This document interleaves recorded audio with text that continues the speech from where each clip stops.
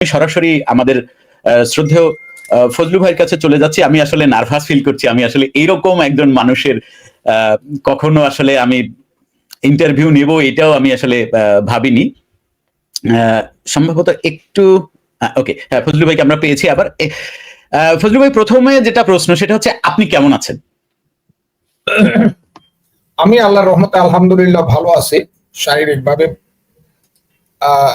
মানে এক কথায় বলতে গেলে ভালো আছি। তারপরেও আমি আমার ডাক্তারের পরামর্শ অনুযায়ী আমি ঢাকার বাইরে মুভ করছি না, এবং এই 4-5 দিনের মধ্যেই একটু বাইরে যাব আমার চেক আপ করানোর জন্য, এবং এটা ব্যাংকক যাব।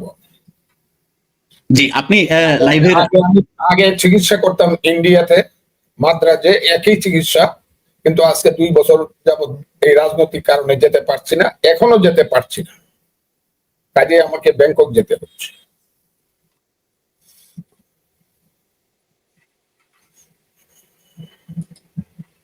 জি, আমি বুঝতে পেরেছি। ফজলু ভাই, আমি আসলে একেবারে মূল আলোচনায় যাওয়ার আগে খুবই ব্যক্তিগত দুটো বিষয় নিয়ে একটু আলাপ আপনার সাথে আলাপ করতে চাই। আমি এই বিষয়ে আপনার আগেই অনুমতি নিয়ে নিয়েছি। প্রথম কথা হচ্ছে গিয়ে দর্শক শ্রোতাদের জন্য একটা খুব চরম একটা মানে এক ধরনের বলতে পারেন যে একটা বিস্ময় রয়েছে বা একটা চমক রয়েছে। সেটি হচ্ছে আমাদের ফজলু ভাইয়ের গতকালকে ওনার জন্মদিন ছিল, এবং সেই জন্মদিনের বেশ কিছু ছবি আমার এখানে এসছে। আমি ছবিগুলো অবশ্যই শেয়ার করব। এবং ফজলু ভাই যে এত সুন্দর একটি হ্যাপি ফ্যামিলি নিয়ে উনি বসবাস করেন, মানে এটা একেবারে আপনারা কল্পনাও করতে পারবেন না যে ওনার ব্যক্তি জীবনটা কত অসাধারণ, কত চমৎকার একটি জীবন আমাদের ফজলু ভাই আসলে যাপন করেন। এটাও আপনাদের দেখতে ভালো লাগবে। এবং ফজলু ভাই, আরেকটি খুব বিষয় গুরুত্বপূর্ণ আমি মনে করি, খুবই গুরুত্বপূর্ণ, সেটি হচ্ছে এই প্রশ্নটি একেবারে করা আমার মনে হয় খুব জরুরি। সেটি হচ্ছে আপনার কি আসলে কোনো ধরনের কোনো ফেসবুক আইডি বা প্রোফাইল আছে কিনা? কারণ এটি খুবই গুরুত্বপূর্ণ, কারণ নানান সময়ে আমরা ফেসবুকে খুব অনেক ধরনের পোস্ট দেখি, এবং সেই পোস্টকে মনে হয় যে আপনি অমুক দলের হয়ে কাজ করছেন, তমুক দলের হয়ে প্রচার করছেন, এরকম একটা বিষয় থাকে। আসলে কি আপনার কোনো ফেসবুক প্রোফাইল বা ফেসবুক আইডি আছে কিনা? এটা একটু আমার মনে হয় দর্শক শ্রোতাদের জন্য পরিষ্কার হওয়া জরুরি। একটা খুব গুরুত্বপূর্ণ প্রশ্ন এবং প্রয়োজনীয় প্রশ্ন আপনি আমাকে করেছেন। আসলে আমার জানার বাইরে আমার নামে আমি AMI, আমি মানে অষ্টগ্রাম মিটা মইনিত না, এই নামে আমার বাড়িতে পিয়াস সূত্রধর নামে একটা আইডি চলে।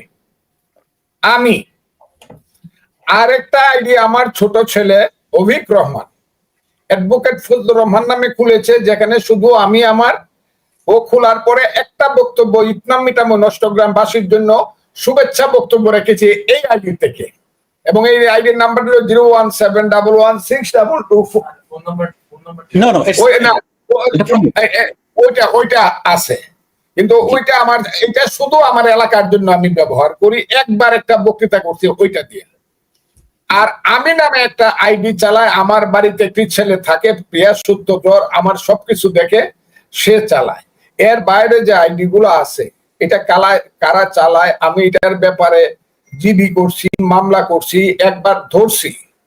দেখেন কেমন ধরছি। একবার রানা চৌধুরী নামে গত 3 বছর আমাকে বিরক্ত করতে করতে করতে করতে এমন একটা অবস্থা হয়েছে, শেষ পর্যন্ত সারা দেশ ঘাইটা তৎকালীন আইজির সহায়তায় আমি ডিবির মাধ্যমে ওকে ধরছি, যে রানা চৌধুরী মার্কাটা আইডিটা ওর, এত কুৎসিত আইডি। সে তাকে ধরা হইলো, সে জেলখানায় গেল, এখন আবার বেরিয়ে ওই আইডিটাই আবার ব্যবহার করতেছে এই রানা চৌধুরী নামে, যেটা পুলিশকে জানানো হয়েছে, কিশোরগঞ্জে এসপি কে জানানো হয়েছে, ওসি কে জানানো হয়েছে যে এই আইডিটাই আবার ব্যবহার করতেছে রানা, কিন্তু এটা ধরে না। এর কারণ হইলো সারা বাংলাদেশে আমার নামে কিছু মিথ্যা আইডি, আরো কিছু মিথ্যা আইডি চালাচ্ছে এরা। এদেরকে আমি কি বলবো, এরা নরপশু, নরাদম, মিথ্যাবাদী। কাজেই আমার কথার বাইরে, এইরকম মৌখিক ভাবে কথার বাইরে, আমার সাউন্ডের বাইরে, আমি বাংলাদেশের যারা আমাকে ভালোবাসেন, বিশ্বাস করেন, তাদেরকে বলবো আমার কণ্ঠ ছাড়া অন্য কোনো কিছু বিশ্বাস করবেন না দয়া করে। আর এই আইডি গুলো যারা চালাচ্ছে, আমি রমনা থানায় জিডি করছি, আমি ডিবিতে করছি, আমি ডিজিএফআই করছি, কিশোরগঞ্জে করছি, ইটনায় করছি, তারপরে এটা কোনো প্রতিকার হচ্ছে না। আশা করি প্রতিকার হয়ে যাবে। এ হলো কথাটা। আর কিছু ব্যাপার আছে, ওই যে অনেকেই আছে তো ব্যক্তিগত শত্রুতা চরিতার্থ করা 1 2 3 4 জন, এরা একজনই 5টা আমার নামে চালায় আইডি। আর জামাত যা করতেছে এটা নাইবা বললাম, আমি জামাত শিবির এইটা আমি নাইবা বললাম, এবং এইটা এদেরকে আমি বলেই রাখছি যে আইডি দিয়া বা ওই যে ইউটিউব দিয়া আপনারা আমাকে যা করতেছেন এটার জবাবদিহি একদিন আপনাদেরকে করতেই হবে, এটা আমি বলে রাখছি। কারণ তারা মনে করে একমাত্র ফজলুর রহমানের গায়ে মানে ফজলুর রহমানের উপরে ধাক্কাটা লাগে, যে ধাক্কাটা সুনামিটা ফিরা যায়। তাদের যে রাজাকারদের যে সুনামি, আলবদরদের যে সুনামিটা ছিল, ফজলুর রহমানের পথে একমাত্র দেওয়াল। কাজে তারা আমাকে সব প্রথমে বকাবকি করছে, এখন মিথ্যা আইডি চালায়, মিথ্যা কথা বলে। এই আমি সবাইকে বলবো এগুলো বিশ্বাস করেন না আপনারা। জি, তো আমি যদি ফজলু ভাই দর্শক শ্রোতাদেরকে একদম পরিষ্কার করে একটি কথা, যদি একটি বার্তা দিই, তাহলে সেটি হচ্ছে বীর মুক্তিযোদ্ধা অ্যাডভোকেট ফজলুর রহমানের আসলে কোনো ফেসবুক আইডি বা ফেসবুক প্রোফাইল নেই। যে সমস্ত প্রচারণা ভিডিও বা যে সমস্ত কথাবার্তা, উল্টোপাল্টা পোস্ট আপনারা ওখানে দেখছেন, সেটার সাথে আসলে অ্যাডভোকেট ফজলুর রহমানের কোনোই সম্পর্ক নাই। এটি উনি খুব পরিষ্কার করে বলেছেন যে যারা এই প্রোফাইল বা পেজ যারা চালায় তাদের বিরুদ্ধে উনি মামলাও করেছেন, এমনকি একজন জেলে পর্যন্ত গিয়েছিলেন, কিন্তু সে জেল থেকে বেরিয়ে এসে আবার একই ধরনের কাজ করছে। ফজলু ভাই, অসংখ্য ধন্যবাদ এই বিষয়টি আমাদেরকে পরিষ্কার করে দেওয়ার জন্য। এবারে আমি একটু সরাসরি আজকে আমাদের বিষয়ের মধ্যে একটু ঢুকে যাই। আমি 2022 সালে একটি ঘটনা আমার সাথে ঘটেছিল, এবং সেই ঘটনাটির ব্যাখ্যা আমি আজকে আপনার কাছে চাইবো। যে 2022 সালে আমার সাথে ঘটা একটি ঘটনার ব্যাখ্যা আমি আজকে আপনার কাছে চাইছি 2025 সালে এসে। সেই ঘটনাটার ভিত্তিতে যে এই প্রশ্নটি তৈরি হয়েছে, প্রশ্নটি আমি আপনাকে করছি। প্রশ্নটি আমার মাথায় এরকম তৈরি হয়েছে, 1971 সালে রাজাকারের ছেলেরা সরাসরি ব্যাগ, জামা কাপড়, বন্দুক নিয়ে মুক্তিযুদ্ধে গিয়েছে। আপনি নিশ্চয়ই এরকম দেখেছেন। যেমন আমি যদি আমার এলাকায় বলি, পিরোজপুর জেলার মঠবাড়িয়ায় একজন বিখ্যাত রাজাকারের নাম হচ্ছে কাঞ্চন চেয়ারম্যান। তার ছোট ছেলে, কুখ্যাত রাজাকারের নাম, সরি আমার আসলে শব্দ চয়নে ভুল হয়েছে, কুখ্যাত একজন রাজাকারের নাম হচ্ছে কাঞ্চন চেয়ারম্যান। এবং কাঞ্চন চেয়ারম্যানের যে ছোট ছেলে নাসির উদ্দিন, বিএনপির একজন লিডার, উনি নিজে মুক্তিযুদ্ধে গিয়েছিলেন, এবং সেটা আমরা সবাই জানি। কিন্তু এইটা ঘটনাটা ঘটেছিল 1971 সালে। ফজলু ভাই, 2022 সালে এসে সরাসরি মুক্তিযুদ্ধে অংশ নেওয়া এক মুক্তিযোদ্ধার সন্তানের আচরণ কেন রাজাকারের মতো হচ্ছে, এই প্রশ্নটা আমি আপনার কাছে করলাম। আমি মাইক অফ করলাম, আপনি এবার উত্তর দেবেন। ওই নাসির কাঞ্চন চেয়ারম্যানের ছেলে নাসির উদ্দিনের আচরণটা কি এখন রাজাকারের মতো হচ্ছে? না না না না, আমি আবার একটু পরিষ্কার করি। উনি যে মুক্তিযোদ্ধা, কাঞ্চন চেয়ারম্যানের ছেলে যে নাসির উদ্দিন মুক্তিযোদ্ধা, উনি আগেও মুক্তিযোদ্ধা ছিলেন, এখনো মুক্তিযোদ্ধা আছে। আমি বলতে চাচ্ছি 1971 সালে দেশের প্রয়োজনে, দেশ মাতৃকার প্রয়োজনে একজন রাজাকারের সন্তান গিয়েছিলেন মুক্তিযুদ্ধে। 2022 সালে এসে আমরা দেখতে পাচ্ছি মুক্তিযুদ্ধের সন্তানদের আচরণ রাজাকারদের মতো। এইটার ব্যাখ্যাটা আমি আপনার কাছে চাইছি। আমি আপনাকে বলি, আমরা 54 বছর যারা দেশ চালাইলাম, প্রথম চালাইলেন বঙ্গবন্ধু শেখ মুজিবুর রহমান 3.5 বছর, তারপরে শহীদ প্রেসিডেন্ট জিয়াউর রহমান সাহেব 5 বছর, এরশাদ সাহেব 9 বছর, বেগম খালেদা জিয়া চালাইলেন 91 থেকে 96, 2001 থেকে 2008, এই 10 বছর, এবং শেখ হাসিনা চালাইলেন 1996 থেকে 2001, আর 2008 থেকে 2024। এই যে সময়টা গেল, এই সময়ে আমি বারে বারে, আমি না, আমরা যারা পিছনের সারির লোক ছিলাম, যারা মুক্তিযুদ্ধের সামনের সারির লোক ছিলাম, কিন্তু পরবর্তী সময়ে যারা পিছনের সারিতে পড়ে গেলাম, তারা বারবার বলতাম যে এইখানে 72 সনের প্রথম দিন থেকে মুক্তিযুদ্ধটা সেইভাবে, বা মুক্তিযুদ্ধের ইতিহাসটা সেভাবে চর্চা করা হচ্ছে না। এবং বঙ্গবন্ধুর সময়ও আমি সবসময় বলি, 10ই জানুয়ারি বঙ্গবন্ধু আসলেন 72 সনের, এবং 12ই জানুয়ারি প্রধানমন্ত্রী হলেন। আমার কাছে না, অনেকের কাছেই মনে হলো ট্রেনটা যেন ভুল লাইনে উঠলো। প্রথমে মুক্তিযুদ্ধের যে ট্রেনটা, সেই ট্রেনটা ভুল লাইনে উঠলো, এবং মুক্তিযুদ্ধ চর্চা করা, মুক্তিযুদ্ধকে বিকশিত করা, মুক্তিযুদ্ধকে বাঙালি জাতিসত্তাকে, তার ইতিহাস, তার ঐতিহ্য, তার সংস্কৃতিকে আরো বিকশিত করা, এর কোনো কাজই ছিল না। 3.5 বছর সেখানে যা হয়েছে, আজকে আর আমি সেই কথাটা বলতে চাই না। দেশটা খুব ভালোভাবে চলে নাই, এবং চলে নাই বলে মুক্তিযুদ্ধের ইতিহাস বা মুক্তিযুদ্ধের সংস্কৃতি বা ঐতিহ্য ওখানে চর্চা হয় নাই বলেই 75-এর 15ই আগস্টের পরে যারা যখন আসলো 21 বছর পর্যন্ত মুক্তিযুদ্ধের রিয়েল ইতিহাসটা সামনে আসলো। 21 বছর, 96 থেকে 2001 সন পর্যন্ত 21 বছর পরে যখন শেখ হাসিনার নেতৃত্বে আওয়ামী লীগ আসলো, তখনও তারা এটাকে নিজেদের কাছে পুঞ্জীভূত করতে চাইলো এবং নিজেদের ক্যাশ করতে চাইলো। তাদের ক্ষমতাকে কুক্ষিগত করার জন্য মুক্তিযুদ্ধকে তারা ক্যাশ করতে চাই। আর 2008 থেকে 2024 পর্যন্ত মুক্তিযুদ্ধকে শেখ হাসিনা সাংঘাতিক অজনপ্রিয় করলো, ভুল হবে, মুক্তিযুদ্ধটাকেই কলঙ্কিত করলো। কারণ কলঙ্কজনক মানুষরাই 18 বছর দেশ চালিয়েছে মুক্তিযুদ্ধের নামে। মানুষ মনে করেছে মুক্তিযুদ্ধটাই খারাপ জিনিস, কারণ এরা হলো মুক্তিযুদ্ধের কথা বলে। সেই কারণে মুক্তিযুদ্ধের গত 54 বছরের রিয়েল ইতিহাসটা কোনোদিন চর্চা হয়নি। মুক্তিযুদ্ধের ইতিহাসটা যে একটা বাঙালি জাতির হাজার বছরের গৌরবের ব্যাপার।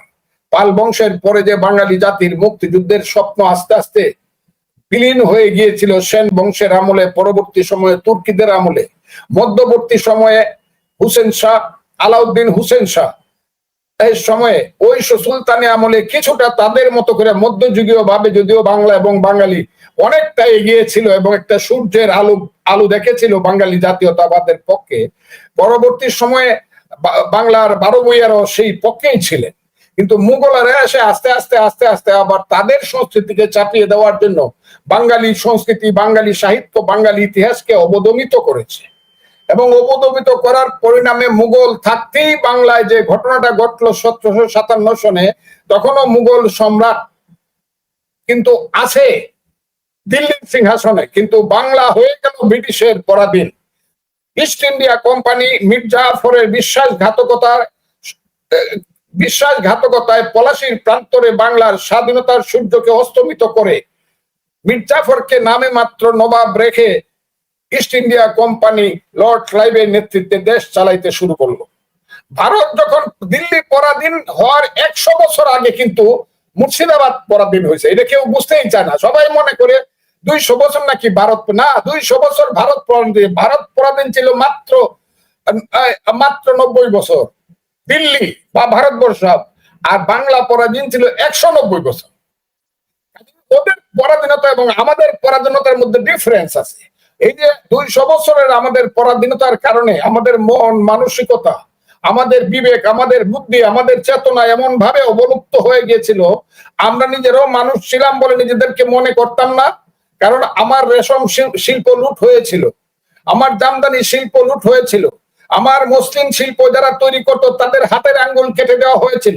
বাংলার সমস্ত পাটের টাকা লন্ডনে পাচার করে লন্ডনকে বাংলার টাকায় গড়ে তোলা হলো।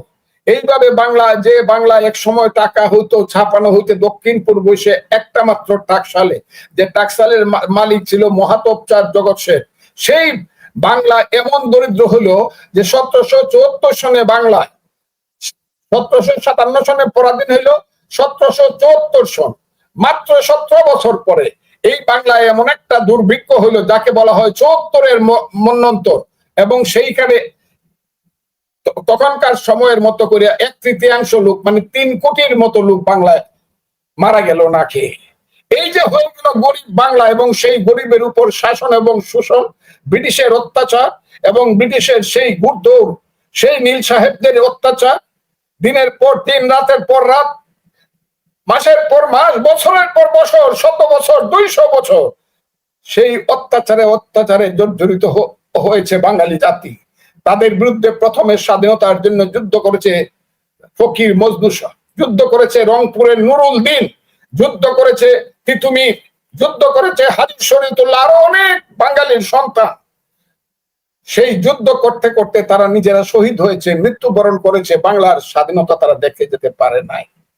সেই সময়টাতে 1860 সালের পরে যে নির্যাতনটা হলো, এর আগে যে নির্যাতনটা সোনারগাঁয়ের সময় হয়তো বর্গিরা আসতো, সেইখান থেকে ওই মগরা আসতো, মগদস্যুরা বার্মা থেকে আসতো, যেটা এখন রেঙ্গুন বাই, যেটাকে ইয়াঙ্গুন বলা হয়, সেইখান থেকে আসলো। বড় বড় নৌকা স্টিমার নিয়ে আসতো, আমার ধান কাটে নিয়ে যাইতো, গরু বাছুর সব নিয়ে যাইতো, মেয়েদেরকে ধরে নিয়ে যাইতো নারায়ণগঞ্জ থেকে, সোনারগাঁও থেকে।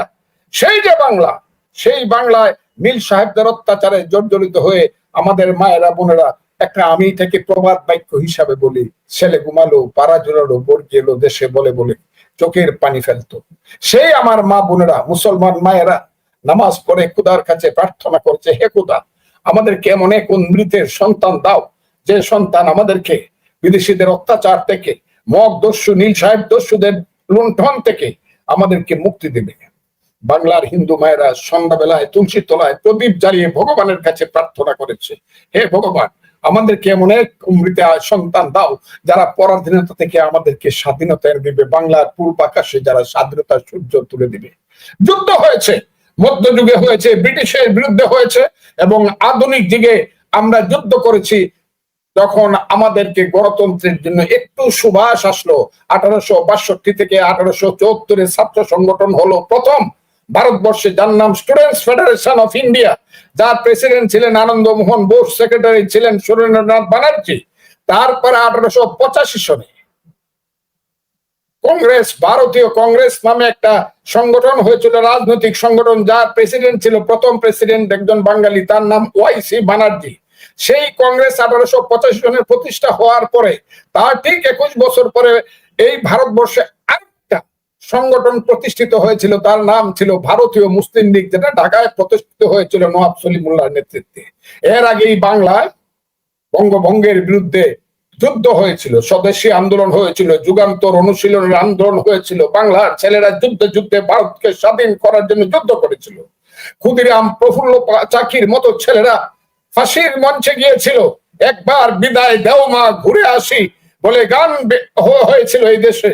সূর্য সেনের মতো সেই স্কুল শিক্ষকেরা চট্টগ্রামে যুদ্ধ করেছিল ব্রিটিশের বিরুদ্ধে। সুভাষের মতো দেশ প্রেমিকেরা বাংলা ছেড়ে প্রথমে গিয়েছিল আফগানিস্তান, আফগানিস্তান থেকে রাশিয়া, রাশিয়া থেকে গিয়েছিল জার্মান, জার্মান থেকে 3 মাস সাবমেরিনে নদী সমুদ্রের ভিতর দিয়ে গিয়েছিল জাপান। সেই জাপানি গিয়ে আজাদ হিন্দ ফৌজ গঠন করেছিল ভারত এবং বাংলার স্বাধীনতার জন্য। সেই বাংলার সেই শ্রেষ্ঠ সন্তানদের একজন নেতাজি সুভাষ বোস ভারত এবং বাংলার স্বাধীনতার জন্য যুদ্ধ করেছিল, গণতান্ত্রিক ভাবে যুদ্ধ করেছিল অনেকেই। এর মধ্যে বাঙালির সন্তান সিআর দত্ত, সিআর দাস, দেশবন্ধু চিত্তরঞ্জন দাস এবং তার সেই সহকর্মী, পরবর্তী সময় বাংলার প্রথম প্রধানমন্ত্রী 1937 সনে, তার নাম শেরে বাংলা একে ফজলুল হক। তারপরের 1946 সালের মুখ্যমন্ত্রী হুসেন শহীদ সোহরাওয়ার্দী ব্রিটিশের বিরুদ্ধে সংগ্রাম করেছে, যুদ্ধ করেছে বাংলার ভারতের স্বাধীনতার জন্য। সেই 47 সনে যখন ভারত ভাগ হলো এবং ভারতের মানুষকে যখন ষড়যন্ত্রের কবলে ফেলে গান্ধী এবং জিন্নাহ ভারতবর্ষকে ভাগ করে চিরদিনের জন্য একটা সাম্প্রদায়িক রাজনীতি, হিন্দু এবং মুসলমানের সাম্প্রদায়িক রাজনীতি চিরদিনের জন্য যখন জীবিত করে রাখলো গান্ধী এবং জিন্নাহ, এবং সবচেয়ে দুর্ভাগ্যজনক হলো ভারতের দুইটি সবচেয়ে সমৃদ্ধশালী রাজনৈতিক এবং অর্থনৈতিক যে প্রদেশ ছিল, একটার নাম ছিল বাংলা, সেই বাংলা ভাগ হলো, আর একটার নাম ছিল পাঞ্জাব, সেই পাঞ্জাব ভাগ হলো। কারণ গান্ধী এবং জিন্নাহ জানতো বাংলা এবং পাঞ্জাব যদি এক থাকে তাহলে এই ভারতবর্ষে এই দুইটি প্রদেশ নেতৃত্ব করবে, কাজে দুইটি প্রদেশকে ভাগ করে দেওয়া হলো। আমরা পড়লাম পূর্ব বাংলার ভাগে পাকিস্তানের সঙ্গে, সেই পাকিস্তানের সঙ্গে পড়ার সঙ্গে সঙ্গে দেখলাম আমরা যাদেরকে ভাই বলে মুসলমানদের জন্য ওরা পাকিস্তান করব বলে 46 সনে সবচেয়ে বেশি ভোট দিয়েছিলাম যে পূর্ব বাংলার বাঙালি মুসলমানেরা, আমরা দেখতে পেলাম যাদেরকে, যে পাঞ্জাবিদেরকে একদিন ভাই বলে, যে নেতাকে একদিন জাতির পিতা বললে, আমরা সবকিছু দিয়েছিলাম। করাচিতে রাজধানী দিয়েছিলাম, জিন্নাহকে আমরা উজিরে আজম দিয়েছিলাম, গভর্নর জেনারেল দিয়েছিলাম, লিয়াকত আলীকে দিয়েছিলাম উজিরে আজম। আমরা বাঙালিরা কিছুই নেই। তারপরে দেখলাম ওই স্বাধীনতার নামে ওই দেশে আমরা পরাধীন হয়ে গেলাম। জিন্নাহ যেদিন বললো Urdu shall be the state language of Pakistan, ওই রেসকোর্স ময়দানে সেদিন বাংলার সন্তানেরা সেদিন চিৎকার করে বলেছিল, সেই ঢাকা বিশ্ববিদ্যালয়ের সন্তানেরা, আজকে ঢাকা বিশ্ববিদ্যালয় না, সেদিনে ঢাকা বিশ্ববিদ্যালয়ের ছেলেরা তার মুখের উপরে নো নো নো বলে চিৎকার করে জিন্নাহকে অপমান করেছিল, এবং অপমানিত হয়ে জিন্নাহ ফেরত গিয়েছিল। বায়ান্নয়ের ভাষা আন্দোলন হয়েছিল, শহীদ সালাম, বরকত, রফিকেরা জীবন দিয়েছিল, শত শত মানুষ জেলে গিয়েছিল, সংগ্রাম হয়েছিল ভাষার জন্য। আমার মায়ের ভাষা, মুখের ভাষাকে রক্ষা করার জন্য পৃথিবীতে সর্বপ্রথম যে ভাষা আন্দোলন হয়েছিল, সেই আন্দোলনটা হয়েছিল এই বাংলায়। আর সেই জন্য আজকে ভাষা আন্দোলনের 21শে ফেব্রুয়ারিকে সারা পৃথিবী ভাষা দিবস হিসাবে পালন করে। সেই গৌরবের অধিকারীও আজকে আমরা বাঙালিরা। 52 চলে গেল, 53, 54 সনে স্লোগান আসলো, 21 দফা বাস্তবায়ন করতে চাই, বাংলা ভাষাকে বাস্তবায়ন করতে চাই, বাঙালির মুক্তি চাই।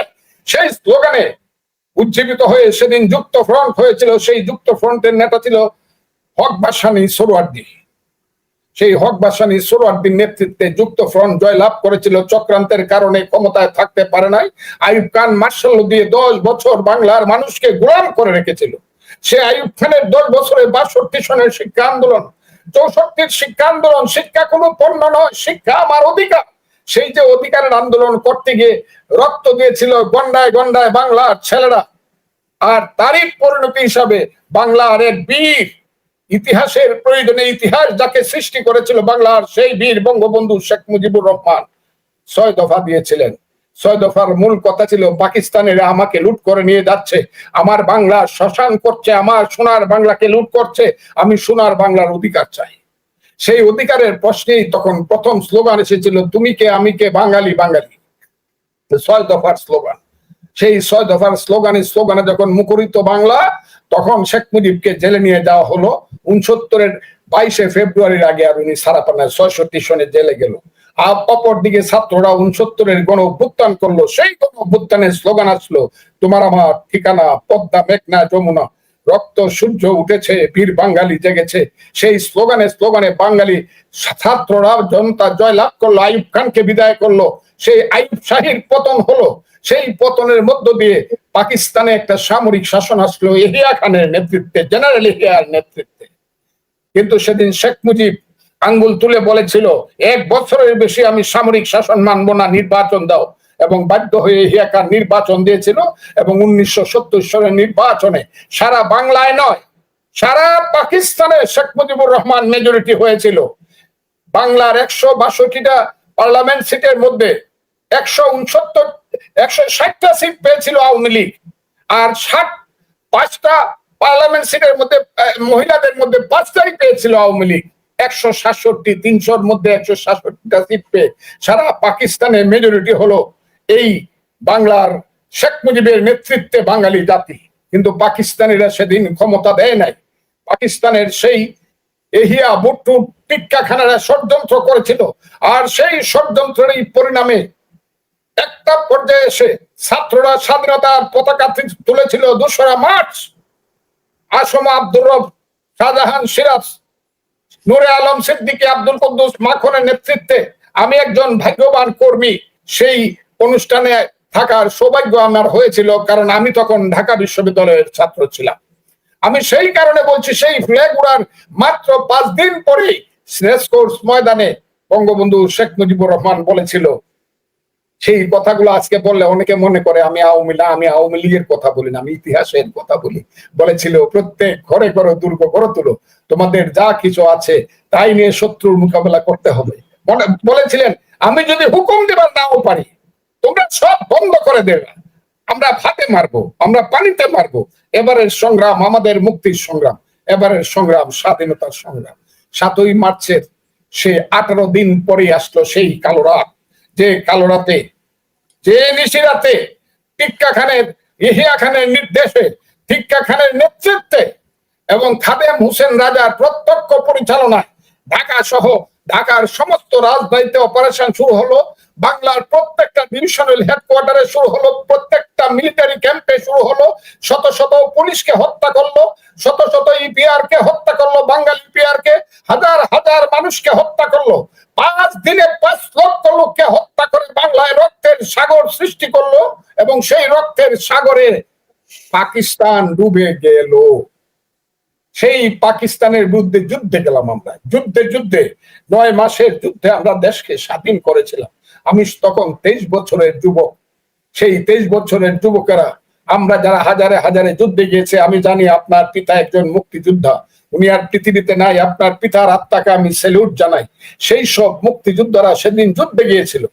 দিনের পর দিন, মাসের পর মাস, আষাঢ় শ্রাবণের বৃষ্টি ভরা রাতায় অমানিসার অন্ধকারের ট্রেনিং দিয়েছিল।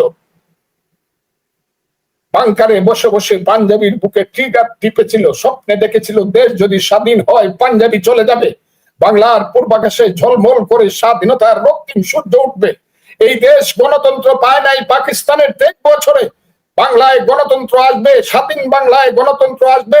স্বাধীন বাংলায় গরিব মানুষের পেটের ভাত পরনের কাপড় আসবে, তার সন্তানের হাতে শিশু শিক্ষা বই আসবে, শিক্ষা শেষে চাকরি পাবে, ধর্ম নিরপেক্ষ সাম্প্রদায়িক গণতান্ত্রিক রাষ্ট্র হবে, যার মূল কথা হবে শোনো হে মানুষ ভাই, সবার উপরে মানুষ সত্য, তার উপরে নাই।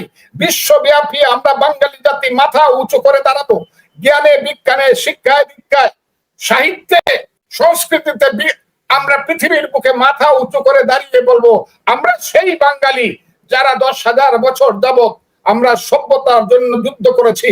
পদ্মা যমুনা মেঘনার গঙ্গার পারে পারে আমরা যারা যুদ্ধ করেছি, আমাদের সেই সংস্কৃতি আছে, আমাদের ইতিহাস আছে, আমাদের ঐতিহ্য আছে, আমাদের মূল্যবোধ আছে। আমরা সেই বাঙালিরা এখন বাঙালিদের একটা রাষ্ট্র কায়েম করেছি যার নাম হলো বাংলাদেশ।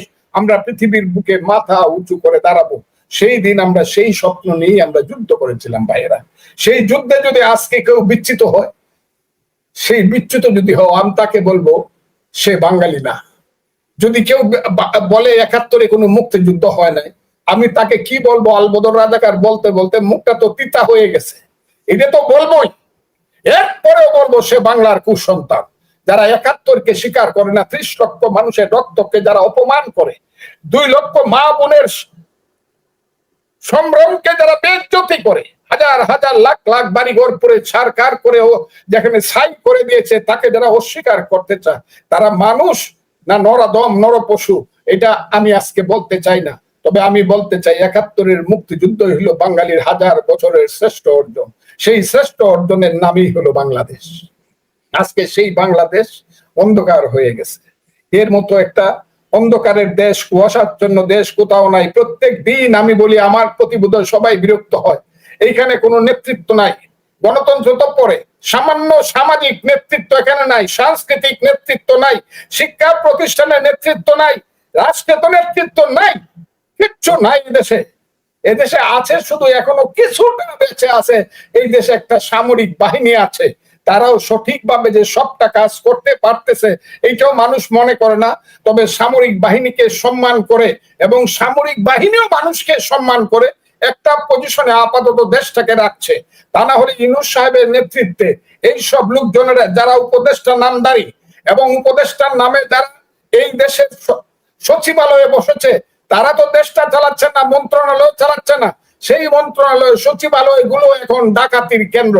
ওইখানে বসেছে ছাত্র শিবিরের ছেলেরা, ওখানে বসেছে বৈষম্য বিরোধী সমন্বয়ক, এখন বলে এনসিপির ছেলেরা। এখন একজন আমি শুনি, আমাকে যদি কেউ অস্বীকার করে তাহলে আমি খুব খুশি হব।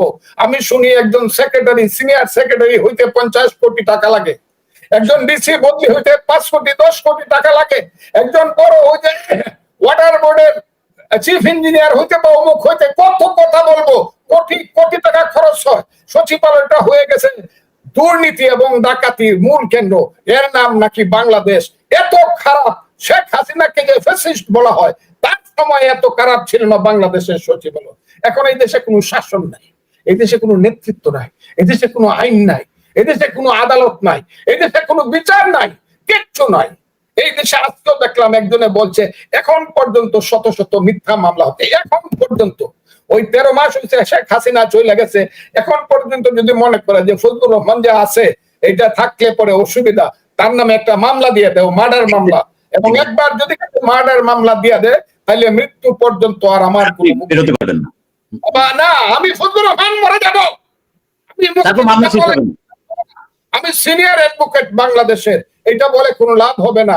আমার হাতে লাগানো থাকবে কয়রা, শিকল।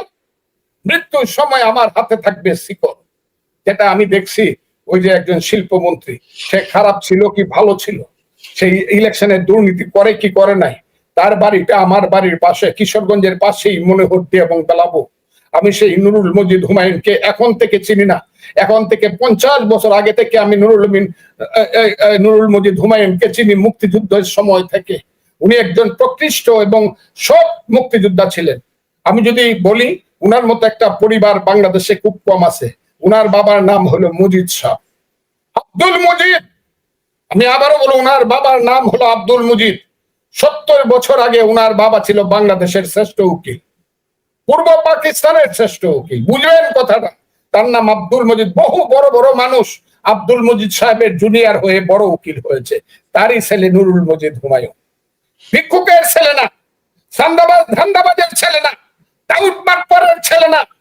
তার আপন ভাই, ছোট ভাই, তার নাম চন্দন। সে 4 বার ঢাকা ক্লাবের মতো একটা গৌরবান্বিত ক্লাব, একটা ঐতিহাসিক ক্লাবের 4 বার প্রেসিডেন্ট ছিল। তার আপন ছোট ভাই, তার নাম চন্দন। কি মজিদ চন্দন নামটা, কিন্তু তার ডাক নামটা হলো চন্দন। এইরকম একটা পরিবারের ছেলে মৃত্যুর সময় হাতে বেরি নিয়ে মারা গেল। এই দুঃখ আমি কাকে বলবো বন্ধুরা? যে যে কথাই বলো, অনেক কথা বলতে পারে, অনেকে দেখছি স্টেটমেন্ট করছে এটা মিশা কথা। আমি তাদেরকে বকা দিতে চাই না, তবে একটা কথা বলতে চাই, হুমায়ুন মজিদ ছিল একজন মুক্তিযোদ্ধা। উনি ছিলেন সুপ্রিম কোর্টের লয়ার। কথা বলবেন না, উনি ছিলেন সুপ্রিম কোর্টের লয়ার। আমি সুপ্রিম কোর্টের কমিটি থেকে একটা স্টেটমেন্ট দেখি নাই তার উপরে এত বিচার হওয়ার পরে। এটা আমার জন্য দুর্ভাগ্য। আর উনি ছিলেন একজন মুক্তিযোদ্ধা কমান্ড কাউন্সিল থেকেও তার ব্যাপারে কোনো আমি স্টেটমেন্ট দেখি নাই। এবং মুক্তিযুদ্ধের পরে তাকে কোন ধরনের সম্মান, রাষ্ট্রীয় সম্মান মর্যাদা না দিয়ে তাকে কবর দেওয়া হয়েছে। তো কবর দেওয়া হয়েছে না, তার লাশটা যখন সেখানে গেছে, আমি জানি, আমি নরসিংদীর সব চিনি। আমি একটা কথা বলছি, আমি নরসিংদীর ঘরে ঘরে চিনি। যারা নরসিংদী থেকে আমার কথা শুনতেছেন তারা শোনেন, আমি নরসিংদীর আওয়ামী লীগ চিনি, আমি নরসিংদীর বিএনপি চিনি। আমি যখন নরসিংদীতে বাম রাজনীতি ছিল, সিরাজ শিকদারের, তাদের সবাইকে চিনি। যারা মারা গেছে তাদেরকে সবাইকে চিনি আমি। সেই কারণে আমি বলছি, নুরুল মজিদ হুমায়ুনরা কিন্তু এদেশে ভাষ্যে আসে নাই। নুরুল মজিদ হুমায়ুন কিন্তু কেন্দ্রীয় যুবলীগের চেয়ারম্যান ছিল যখন ফুলু সরকার ছিল জেনারেল সেক্রেটারি। কেন্দ্রীয় যুবলীগের হইতে পারে আজকে যুবলীগ ধ্বংস হয়ে গেছে, কিন্তু এটা আজকের কথা আমি বলতেছি না। আমি বলতেছি এটা 80-র দশকের প্রথম দিকের কথা, যে নুরুল মজিদ হুমায়ুন ছিলেন যুবলীগের চেয়ারম্যান ছিলেন। কাজে রাজনীতি না করে তিনি আসেন নাই। সেই নুরুল মজিদ হুমায়ুন একটা শিকল হাতে নিয়ে দমটা তার বেরিয়ে গেল। মৃত্যুর পরে তার জানাজা পড়ার জন্য মাইকিং করতে দেওয়া হইল না। আমি তো জানি না ওখানে রাজনীতিবিদরা কি করলো। নরসিংদী জেলার রাজনীতিবিদরা, আমি কোনো দলমত বলতেছি না, তারা কেন প্রতিবাদ করে বললো না, ঠিক আছে একটা মানুষ মারা গেছে, তার জানাজায় ভালোভাবে হোক না। সেই জানাজাটা ঠিক মতো ভাবে হইল না। তাও তো আমি দেখছি 1 লক্ষের উপরে লোক ছিল তার জানাজায়। এত বড় একটা ফ্যাসিস্টের জানাজায় 1 লক্ষ লোক থাকে, বুঝতে পারেন না কেন? এই দিন কি কারো জন্য আসবে না? মৃত্যু কি কারোই হবে না? সবার কাল বেঁচে থাকবো। অবশ্যই ইউনূস সাহেবের কথা বলা হয়, উনি আরো 50 বছর থাকবে। উনার বয়স 85 আর 50 হইলে পরে তো 135 বছর উনি শুধু রাজত্বই করবে, তার উপরও 200 বছর উনি বেঁচে থাকবে। অন্যরা আমরা সবাই মরে যাবো 100 বছরের আগে। কাজেই আমি মনে করি নুরুল মজিদ হুমায়ুনের উপরে যে অবিচারটা করা হয়েছে, আল্লাহর আরশ কাঁপে গেছে। হইতে পারে সে অপরাধী হলে তার বিচার করো, সাক্ষী দিয়ে তার দেও। আমি তো বললাম, নুরুল মজিদ হুমায়ুনের বাপ যখন মাসে 2 লাখ টাকা রোজগার করত, সেই সনটা ছিল 1960 সন, 1961 সন, 1900। আমি চ্যালেঞ্জ করলাম, নুরুল মজিদ হুমায়ুনের বাপের মতো একজন লয়ার এই বাংলাদেশে তখন তার আমলে ছিল না। 1960, 61, 62, 63, 64 কথা আমি বলছি। সেই অত ভিক্ষুকের ছেলে না। আমি তো বললাম, তার ছোট ভাই তো ঢাকা ক্লাবের প্রেসিডেন্ট ছিল 4 বার। তাদের তো ধানমন্ডিতে বাসা ছিল বহু আগে, 54 সনে তাদের ধানমন্ডিতে বাসা ছিল।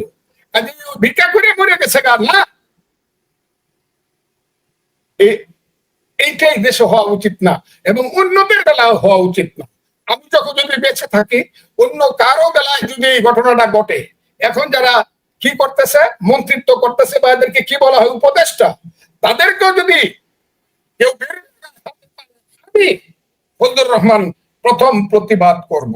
আর মুক্তিযোদ্ধার হাতে বেরি লাগার ওটা আল্লাহর আরশ কাঁপে উঠছে। কেউ কথা বলে না। এইভাবেই দিন চলে যাবে, এইভাবে দিন যাবে না। সরকার একটা স্টেটমেন্ট পর্যন্ত করে নাই। কে দেখলাম কোন গায়ের বাসুর একটা স্টেটমেন্ট করছে, না না না, এরকম কিছু হয় হয় নাই, মৃত্যুর পরে খুলে দেওয়া হয়েছে।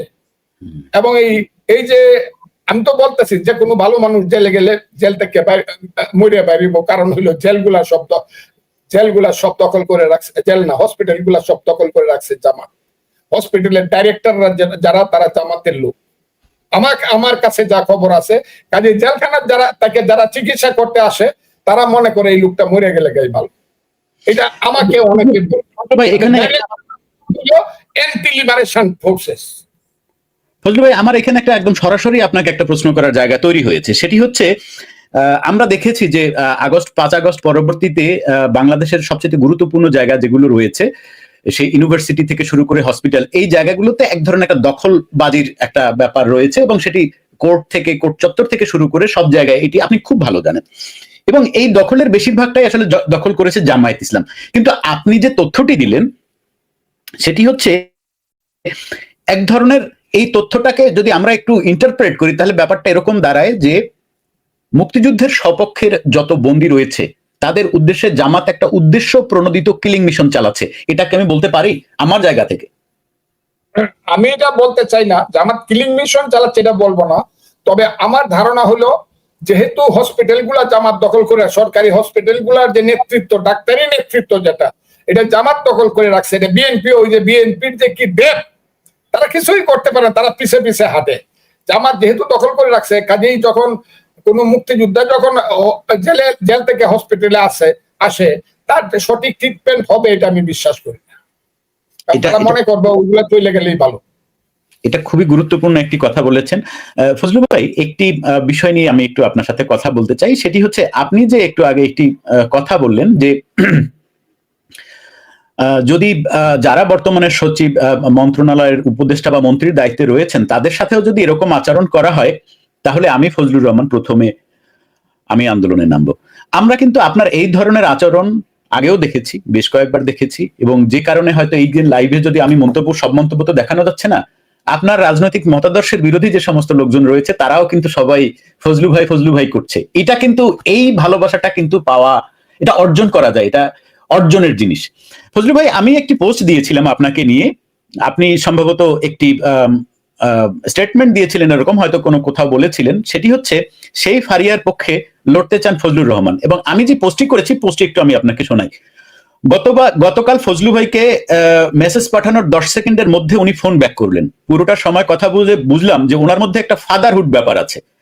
এই মেয়েটির জন্য উনি সত্যিই হয়তো লড়বেন, তবে সেটা একটি নিতান্তই বকে দেওয়া তরুণীকে পথে আনার চেষ্টায় লড়বেন বলে আমার বিশ্বাস। এমন ফজলুর রহমান যদি সারা বাংলাদেশে 300 থাকতো তাহলে আমরা হয়তো একটি সুন্দর দেশ পেতাম। আগামীকাল রাত 8টায় বীর মুক্তিযোদ্ধা ফজলুর রহমানের সাথে লাইভে কথা বলবো, দেখবেন সবাই, আশা করি।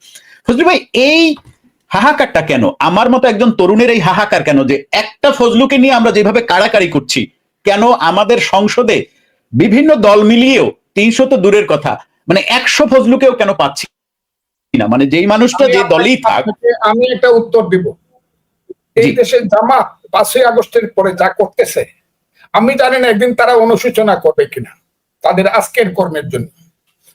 কারণ আমি মনে করেছিলাম এটা আবার আমার কিছু ওই যে বিরোধী নরপশুরাই লেখে, ফজলুর রহমান তো আগে এরকম বলতো। হ্যাঁ, আমি এরকমই বলতাম। তো আমি বলতাম জামাত বোধ হয় সঠিক পথে চললে তারাও এই দেশে রাজনীতি করতে পারবে। কারণ অনেক ছেলে, তাদের লেখাপড়া জানা, শিবিরের মতো একটা সংগঠন আছে, অনেক ব্যারিস্টার ছেলে পেলে আছে, অনেক শিক্ষিত ছেলে পেলে আছে, ইচ্ছা করলে তারাও এই দেশে গণতান্ত্রিক রাজনীতিটা করতে পারে। এমনকি ধর্মীয় রাজনীতিও যদি করে তারা গণতান্ত্রিক ভাবে করতে পারে। এই কথাটা আমি জামাত সম্পর্কে বিশ্বাস করতাম। কিন্তু আজকে 5ই আগস্টের পরে জামাত যে কর্মকাণ্ড করছে, যে মিথ্যা কথা তারা বলছে, যে মিথ্যা তারা ছড়াচ্ছে, যে মিথ্যা ইতিহাস তারা বলছে, এবং আমার মতো একজন বয়স্ক লোকের উপরে তারা যে ধরনের অবিচার করলো, অত্যাচার করলো, আমি তাদের একটা মানুষকে কোনো গালি দেই না। হ্যাঁ, এটা বলতে গালি দেন নাই, আপনি বলেন নাই আলবদর রাজাকার রাজনীতি, এটা তো গালি না ভাই, এটা তো অন্য কোন গালি। কিন্তু তারা আমাকে, আমার নামটাকে বিকৃত করে কত ধরনের কথা, কত মিথ্যা কথা বলছে। শুধু এটা পারে না বাইর করতে যে ফজলুর রহমান একটা চোর, একটা দুর্নীতিবাজ, ফজলুর রহমান একটা মাগিবাজ, ফজলুর রহমানের 7টা বউ আছে, খালি এইটা বাইর করতে পারে না, না হলে অতদিনে শেষ করে ফেলতো। আমার কথাটা খুব বোঝার চেষ্টা করে। আমি সেই কথাটাই বলছি, জামাত যে কাজগুলো করতেছে এই যে ছেলেদের মুখে যে স্লোগানটা জামাত দিল, এরা না ইসলাম, এরা না ইসলাম, ইসলামী ছাত্র শিবির, এরা না জামাতে ইসলামী। এই যে ভাই আপনি তো আসলে এটা ক্লিয়ার করে দিচ্ছেন। আপনার একটা যে আপনাদের সবচাইতে যে বাক্যটা আমি সবসময় ব্যবহার করি এবং আপনার নাম মেনশন করে ব্যবহার করি, সেটা হচ্ছে জামাতে ইসলাম। জামাতে ইসলাম, এটা কিন্তু আমার কাছে আমি একদম এবং আমি এটাই মনে করি জামাতে ইসলাম, ওনাদের জামার মধ্যে ইসলাম। এই যে হয়েছে আমি জানি না, এরা যেভাবে 1 2 3 4 গাছের ডালে কাওয়া, ইভেন এদের শত্রুতার লেভেলটা কোন লেভেলে দেখেন। একটা দল তার নাম বিএনপি, বিএনপি বাংলাদেশে আওয়ামী লীগ চলে যাওয়ার পরে বিএনপি সর্বশ্রেষ্ঠ এবং সর্ববৃহৎ দল। সেই দলের নেতার নাম হলো জনাব তারেক রহমান। আমার কথাটা খুব বোঝার চেষ্টা করি।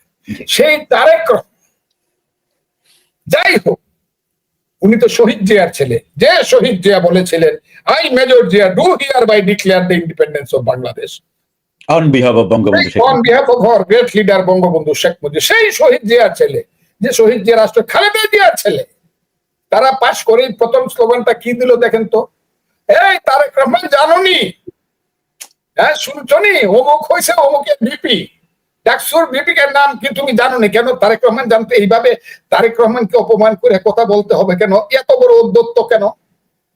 ও কথাটা খুব বোঝার চেষ্টা করি। একটা হত্যাকাণ্ড হইলো লালবাগে, নিশ্চয়ই দুর্ভাগ্যজনক হত্যাকাণ্ড, এরা নিজেরা করলো। পরের দিনেই দেখলাম প্রথম মিছিল করলো ইসলামী আন্দোলন। হ্যাঁ, তারেক রহমানের সামরা তুলে নিব আমরা, এর দায়িত্ব সব তারেক রহমানের। আর এই ইসলামী ছাত্র শিবির সহ অন্যান্য ইসলামী ছাত্র সংগঠন, এরপরে এনসিপির ছেলেরা বাইরে গেল, সব বাইরে গেল। তার 1 2 3 4 ওই তারেক রহমানের নামটাকে বিকৃত করে বলা, এই যে তাদের উদ্যোক্ত আর তাদের যে আদর্শিক যে কুৎসিত কালো যোগাযোগ, রাতের যোগাযোগ দেখেন। আমি বলি, যদি আমি মিথ্যা হই, এরা কালকে আমারে কইব ফজলুর রহমান মাপসাও ডাকসুতে পাস করলো ঢাকা, মিষ্টি খায় লাহুরে কারা? মিষ্টি খায় ইসলামাবাদে, ইসলামাবাদে মিষ্টি খায়। জি জি জি জি জি জি জি জি। আর 5ই আগস্টে আমরা সবাই মিলে যুদ্ধ করে শেখ হাসিনাকে তাড়াইলাম, রাজনৈতিক যুদ্ধ। আর ওখানে লস্করে তাইবা বলতেছে আমরা 71 সনের প্রতিশোধ নিলাম। এটা কারা বলে? আমি যে জামাতের বিরুদ্ধে কথাগুলো বলতেছি, জামাত যেদিন থেকে বলছে 71 নাই, 47 হলো প্রথম স্বাধীনতা, আর মূল স্বাধীনতা হলো 2024, সেদিনই আমি বলছি এই রাজাকারের বাচ্চারা, আলবদরের বাচ্চারা এখনো কিন্তু মুক্তিযোদ্ধারা জীবিত আছে। এবং এখন এটা প্রমাণ হবে বাংলাদেশে। ইলেকশনে আসতে চায় না কেন জামাত ইসলাম? এত বড় পাওয়ার, ইউনু তাদের, রেসিডেন্ট তাদের, ওসি তাদের, এসপি তাদের, ডিএসপি তাদের, সব তাদের, সচিব তাদের, রাজশাহী ইউনিভার্সিটি তাদের, সমস্ত ডাকসু তাদের, সব তাদের। ইলেকশনে আইতে চান না কেন? কারণ ইলেকশনে আইলে তাদের যে ফকা অবস্থাটা, এটা পরিষ্কার হয়ে যাবে যে তাদের কত পার্সেন্ট ভোট আছে বাংলাদেশে। এটা পরিষ্কারের কারণে তারা ইলেকশনে আসতে চায় না। এবং বিএনপির উপরে যত ধরনের অপবাদ আছে, বিএনপি সান্দাবাজ, বিএনপি ধান্দাবাজ, ওই সান্দাউডে ফল্টনে টাকা যায় লন্ডনে, বিএনপির নেতা হলো সবচেয়ে খারাপ। আরে বেটা ইলেকশনে আয়, ও তো ধান্দাবাজ সান্দাবাজ বিএনপি, এটা দেখবো না আমরা। আগে ইলেকশনে আইমো না, আমারে পিআর দেওয়ান লাগবো, সিআর দেওয়ান লাগবো, হ্যাঁ আমাদেরকে সিএস দেওয়ান লাগবো, মাঠ পয়সা দেওয়ান লাগবো। ইসলামে আছে একজন মুসলমান 4টা বিয়ে করতে হইব, একটা করছি আর 3 বিয়ে করে লই, 3 বছর পরে ইলেকশন হোক। এইসব ধান্দাবাজি করিয়া এই দেশে সমস্ত ব্যাপারটাকে এখন একটা অনির্দিষ্ট কালের জন্য একটা অনিশ্চিত অবস্থার মধ্যে রাখা, একটা অনির্বাচিত সরকারের হাতে ক্ষমতা দিয়া আমাদের মতো মানুষেরা যারা একদিন যুদ্ধ করেছিলাম দেশের জন্য, তারা চায় দেখতে হয় 22-23 বছরের ছেলেগুলা এখন জাতিসংঘে যায় মিটিং করতে। 22-23 বছরের ছেলেগুলা এখন বাংলাদেশের শ্রেষ্ঠ নেতা হয়ে যায়। আর আমাদের দল থেকে ধরে সমস্ত দলের বড় বড় নেতারা গিয়ে ওই ছেলেদের পিছনে গিয়ে আলী রিয়াজের পিছনে বসে থাকে। আমার তো এক এক সময় মনে হয় মৃত্যু কেন হয় না, এইগুলা দেখার জন্য কি বেঁচে আছি? না না না, এটা আপনি বলতে পারেন না, এটা আপনি একদমই বলতে পারেন না। আপনার মৃত্যু হলে আপনি বোঝেন যে আপনি আমাদেরকে আপনি আমাদেরকে সাগরে ফেলে দিতে পারেন না, আপনি আমাদেরকে সাগরে ফেলে দিতে পারেন না। আপনাদের ভাই আছে আমাদের প্রতি। আমি বলি who is Ali Riaz in Bangladesh? Ali Riaz একজন ডাকসুর একজন সাহিত্য সম্পাদক ছিল, তার নেতার নাম ছিল মাহমুদুর রহমান মান্না এবং আখতারুজ্জামান। কথাটা বুঝেন? সে চলে গেল দেশ থেকে 40 বছর আগে, গিয়ে ওখানে লেখাপড়া করে ওখানে গিয়ে শিক্ষক হইল। শিক্ষক হওয়াটাই কি বাংলাদেশের মানে একমাত্র যোগ্যতা যে আমার দেশের সংবিধানটা ছুঁড়ে ফালাইয়া দিব? তার মতো লেখাপড়া জানা মানুষ লন্ডনে আমার নাই। আমি এগুলো বলতে চাই না, তো আমাদের সন্তানেরাই আছে যারা তাকেও পড়াইতে পারে। আমাদের সন্তানেরা আমেরিকা ওয়াশিংটনে আছে। আমার তারা এসে বলবে সংবিধান ফেলাই দিব, 72-এর সংবিধান ছুঁড়ে ফেলাই দিব। আর এই বছরের পর 13 মাস যাবৎ পায়ের উপরে পাও তুলে সে সংবিধানের সংশোধন করব, সংযোজন করব, সংস্কার করব। সেই কারণে বাংলাদেশের সমস্ত রাজনীতিবিদরা হাত জোর করে গিয়ে তার সামনে বসে থাকবো। আর এই 2 চোখ আমাকে দেখতে হবে। এই কারণে আমি বলি, মৃত্যু হয় না কেন, চোখ অন্ধ হয় না কেন? বাংলাদেশের বড় কথা বললে তো ইউনূস সাহেবকে আমরা যে দায়িত্ব দিচ্ছে বাংলাদেশের মানুষ, ইউনূস সাহেবের কি অবদান এই দেশে? কি অবদান ইউনূস সাহেবের? ইউনূস সাহেব জীবনে 52 সনে একটা স্লোগান দিচ্ছে, তার বয়স তো 85। 52 সনে তো তার স্লোগান দেওয়ার বয়স ছিল। 62, 64, 66, 69, 71 সে কি কোনো কর্মে যুক্ত ছিল? সে কি জীবনে কোনোদিন শহীদ মিনারে গেছে? সে কি জীবনে কোনোদিন স্মৃতিসৌধে গেছে? সে কি বাংলার কোনো গণ আন্দোলন, উনি কি বাংলার কোনো গণ আন্দোলনে ছিলেন? তারপরও তাকে দিছি উনি আমাদের সুসন্তান, কারণ উনি নোবেল পাইছে। এই কারণে কি উনি অনন্তকাল থাকবো বললো? আমারে বলে 5 বছর, 10 বছর, 50 বছর থাকতে। সবচেয়ে উনি অন্যায় কথা যেটা বলছেন, উনি মুরব্বী মানুষ, সময় আমি ওনাকে বেশি কথা বলতে চাই না। উনি বলছে আমাদের ক্ষমতার তো সময়ের তো কোনো লিমিট নাই, আমরা যতদিন ইচ্ছা ততদিন থাকতে পারি। আরে আল্লাহর পরে তো রসুল, রসুলের পরে তো অন্য যারা আছে, খলিফারা এই কথা বলতো না যে আমি যতদিন ইচ্ছা। ইসলামের যে 4 খলিফা ছিল, হযরত আবু বকর, হযরত উসমান, হযরত আলী, তারাও তো বলতো না আমি যতদিন ইচ্ছা ক্ষমতায় থাকতে পারি। উনি তো এই কথাটা বলে আমি যতদিন ইচ্ছা ক্ষমতায় থাকতে পারি। কাজে তার মনের এই জায়গাটা কি আমাদের এরকম একটা তুলনা? আমি শেষ করতে চাই এই কথা বলে। এখন আমি চাই এই দেশে ইলেকশন ফেব্রুয়ারির প্রথম সপ্তাহে 26 সনে নিজে ঘোষণা করছেন উনি, ডেটটা ঘোষণা করবে নির্বাচন কমিশন। আমি চাই এই দেশে একটা ফেয়ার ইলেকশন হোক, যে ইলেকশন কিন্তু উনার অধীনে না। আমি আবারও বলছি, উনার অধীনে না। বিএনপি যদি উনার অধীনে ইলেকশন করে, আমি আমার দলের বিরুদ্ধে কোনো কথা বলবো না, কিন্তু বিএনপি খুব ক্ষতিগ্রস্ত হবে, এটা আমি বলে দিলাম। বিএনপি নেতাদেরকে সালাম জানাই আমি বলে দিলাম যে আপনারা যদি এই সরকারের অধীনে ইলেকশন করেন তাহলে আপনারা কিন্তু খুব ক্ষতিগ্রস্ত হবেন। একটা তত্ত্বাবধায়ক সরকার করে নেন, যে সরকারের জন্য শত শত লোক মারা গেছে, আমরা মারা গেছি। যে তত্ত্বাবধায়ক সরকার করার জন্য ইলিয়াস আলীর মতো সুসন্তানেরা যারা সারা জীবনের জন্য উদাও হয়ে গেছে, সেই তত্ত্বাবধায়ক সরকারের আইনটা করে নেন। তত্ত্বাবধায়ক সরকারের অধীনে একটা ইলেকশন দেন, একটা ফেয়ার ইলেকশন করে যারা মেজরিটি হবে তাদের হাতে দায়িত্ব দেন। ইউনূস সাহেবরা এখন হলো একটা দলের মানুষ। এইসব ছেলে পেলে জামাতে ইসলাম বা অন্য যারা এই দেশের সমস্ত কিছু চক্রান্তের সঙ্গে যুক্ত, জাতীয় এবং আন্তর্জাতিক, তাদের সঙ্গে যুক্ত, তাদেরকে দিয়ে ইলেকশন এই দেশে হবে না। এই দেশে একটা তত্ত্বাবধায়ক সরকারের অধীনে ইলেকশন হোক। সেই ইলেকশনের মাধ্যমে যদি রাজনৈতিক দলের হাতে গণতান্ত্রিক ভাবে যদি দায়িত্ব আসে, তাহলে ট্রেনটা সঠিকভাবে চললে দেশ ঠিক হয়ে যাবে। তা না হলে এই দেশ আন্তর্জাতিক চক্রান্তের শিকার হবে। এই দেশ পৃথিবীর সবচেয়ে বড় শক্তিশালী দেশেরা বলবে তোমার তো ওই যে মেয়ে সুন্দর হলে যেমন জমিদাররা আগে বলতো তোর মেয়েটারা আমার বাড়ি দেওয়া যায় না, ও আমার বাড়িতে কাম কাজ করবো না, ঠিক তেমনি এই পৃথিবীর শক্তিমানদের অনেক সময় আমার দ্বীপ পছন্দ হয়, অনেক সময় আমার চ্যানেল পছন্দ হয়, অনেক সময় আমার সমুদ্র বন্দর পছন্দ হয়। সেই সব জমিদারদেরকে তারা দিয়া এইখানে থাকতে চাইবে। আমি এটা চাই না যে আমার চট্টগ্রাম বন্দর কেউ নিয়ে যাক, আমি এটা চাই না আমার সমুদ্র আমার সেই সেন্ট মার্টিন দ্বীপ কেউ নিয়ে যাক, আমি চাই না আমার করিডোর কেউ কাউকে দিয়া দেওয়া হোক। আবার আমার মেয়েরা ছেলেরা শত শত বছর যাবত চোখের পানি ফেলে বলো ছেলে ঘুমালো, পাড়া জোড়ালো, বর্গি এলো দেশে, এটা আমি চাই না বন্ধুরা। আমি দিয়াগো গার্সিয়া দেখেছি, আমি পৃথিবীর বিভিন্ন দেশে শক্তিমানের স্টিমার যেখানে লাগে তাদের অবস্থা আমি দেখেছি। আমি মধ্যপ্রাচ্যের ইতিহাস আমি জানি, শক্তিমানেরা কি করে। আমার বাংলায় আর একটা গাজা উপত্যকা সৃষ্টি হোক, এটা আমি চাই না। আমার চট্টগ্রামের লোকেরা প্রতিদিন রাত্রে দিনে রাত্রে 24 ঘন্টা ধুম ধুম ধুম ধুম বোমার কামানের আওয়াজের জন্য নির্ঘুম থাকুক, সেই দেশটা আমি চাই না। চাই না বলে আমি চাই একটা ইলেকশন হোক, গণতন্ত্র আসুক। এটাই হলো আমার কথা। অসংখ্য ধন্যবাদ ফজলু ভাই। আমরা এবার যদি আরেকটু অন্য প্রশ্নে যাই। হয়ে গেছে, 1 ঘন্টা হয়ে গেছে, 56 মিনিট হয়ে গেছে।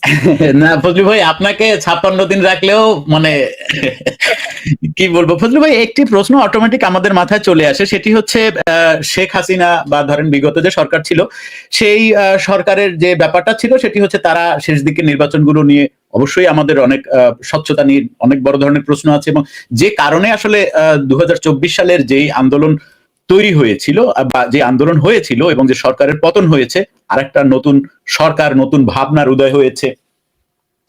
কিন্তু সেখানে কিন্তু ফজলু ভাই একটি ভেদরেখা যে ছিল, সেই ভেদরেখাটি কিন্তু 24-এর পরে স্পষ্ট হয়েছে। তুমি কে, আমি কে। আমি বোধহয় বোঝাইতে পারছি ফজলু ভাই আপনাকে যে আমি প্রথম বলছি কথাটা, শেখ হাসিনা অনেক খারাপ কাজ করছে, কিন্তু একটা ভালো কাজ করছে। সেটা হলো শেখ হাসিনা 54 বছর পরে সিনেমায় গেছে 71-এ কারা পক্ষে ছিল মুক্তিযুদ্ধের আর কারা বিপক্ষে ছিল, এই ভালো কাজটা, এটা এই কথাটা আমি প্রথম বলছি। তো জি বুঝছেন, অনেকগুলা প্রথম কথা বলে গেলাম, প্রথম ফজলুর রহমান, এবং এটার জন্য গালি যা খাইতে হয় এটা অসম্ভব। ভাই গালি কি, আপনি কি গালির ভয় করেন? আপনি তো বন্দুকের গুলিরই ভয় করেন না, গালি আপনি ভয় করেন বলে আমার মনে হয় না। মানে আপনি যখন 1971 সালে মুক্তিযুদ্ধে গিয়েছিলেন, তখন নিশ্চয়ই আপনি এটা জানতেন যে একটা গুলি এসে আপনার বুকে বা মাথায় লাগতে পারে, এটা জেনেই আপনি মুক্তিযুদ্ধে গিয়েছিলেন। আমি এই কারণেই বলছি যে এই ছেলে মেয়েগুলাকে আমি জেল থেকে বের করব, যাদেরকে জামাত পাঠাইছিল আমাকে মারবার জন্য আমার বাসার সামনে 24শে আগস্ট, যারা আমার সামনে বা এবং স্লোগান দিয়েছিল যে মেয়েটা কুৎসিত বিশ্বের স্লোগান, ছেলেরা স্লোগান দিয়েছিল। আবার এই ছেলেরা এই কুৎসিত স্লোগান দিয়ে জোহরের নামাজ পড়লো, আসর মাগরিবের নামাজ, দেশার নামাজ পড়লো কুৎসিত স্লোগান দিয়া। উজু টুজু করলো কিনা সেটা পরে, তখনও মেয়েটা কুৎসিত স্লোগান দিতেছিল।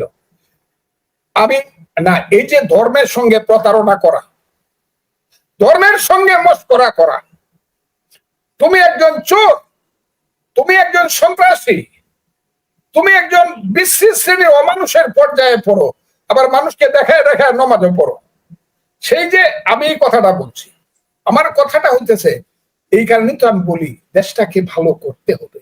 এই মেয়েটাকে আমি বের করতে চাই, এই ছেলেগুলাকে আমি জেল থেকে বের করে জিজ্ঞাসা, রে বাবারা মায়েরা, আমার বিরুদ্ধে যে কুৎসিত স্লোগান গুলা দিয়া জেলটা কাটতে আইলে, তোরা খুব ভালো আছোস, ভালো হো বাবারা, দেশটাকে ভালো কর, নিজেরা ভালো হো, দেশটারে ভালো কর।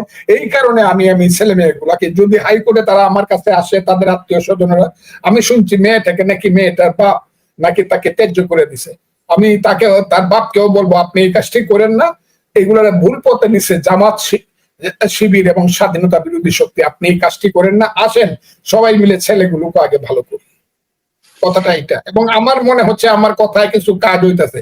এই যে বলতেছি বাবারা বাজে স্লোগান দিও না, বাজে স্লোগান দিও না, বিশ্রী কুশ্রী স্লোগান দিও না, এখন দেখা যাচ্ছে ঢাকা ইউনিভার্সিটি বিশ্রী স্লোগান কম হইতেছে, কারণ এদের কেন এটা আছে যে হ্যাঁ কম হচ্ছে, এদেরকে হেদায়েত করা হচ্ছে। তো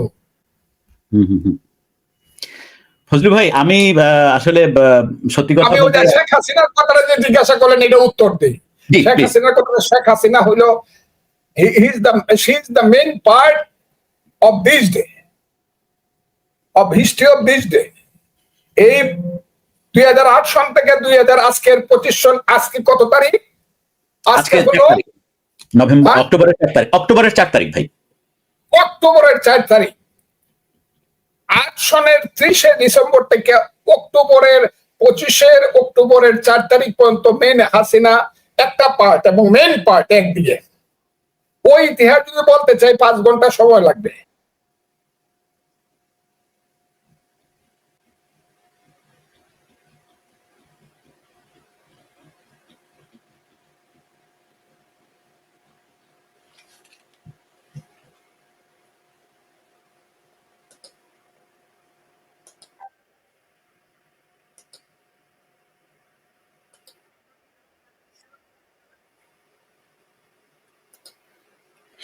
ফজলু ভাই, আপনার সম্ভবত আমরা আপনাকে পাচ্ছি না, মানে আপনার স্ক্রিনটা এখানে আসছে না, ব্ল্যাঙ্ক আসছে, সম্ভবত ইন্টারনেটে একটু প্রবলেম আছে। আপনার পাশে যিনি ছিলেন উনি যদি একটু আপনাকে বিষয়টা যদি একটু দেখতেন, আমাদের একটু সম্ভবত নেটওয়ার্ক জনিত অসুবিধা আছে, মানে আচ্ছা ফজলু ভাই বেরিয়ে গেছেন, উনি নিশ্চয়ই আবার যুক্ত হবেন, এটা একটু নেটওয়ার্ক জনিত সমস্যা সম্ভবত। আসলে ফজলু ভাইয়ের সাথে আমরা যে লাইভে কথা বলবো, আমার তো ইচ্ছা করে যে ফজলু ভাইয়ের হাতে মাইকটা দিয়ে আমি ওনাকে ফুল স্ক্রিন করে দিয়ে আমি বেরিয়ে যাই, কারণ আসলে এটাই মনে হয় সবচেয়ে ভালো হতো আমার জন্য। কারণ এত কথা শোনার আছে এবং এই কথাগুলো আসলে আমাদের অত্যন্ত প্রয়োজনীয় কথা বলে আমি মনে করি। আমি একটু দেখছি প্রবলেমটা কোথায় হলো। এটা আমার যেটা ধারণা নেটওয়ার্কে প্রবলেম হয়েছে। আচ্ছা, আমি একটু ফোন দিচ্ছি। আপনারা নেটওয়ার্কের প্রবলেম হওয়াটা খুবই স্বাভাবিক।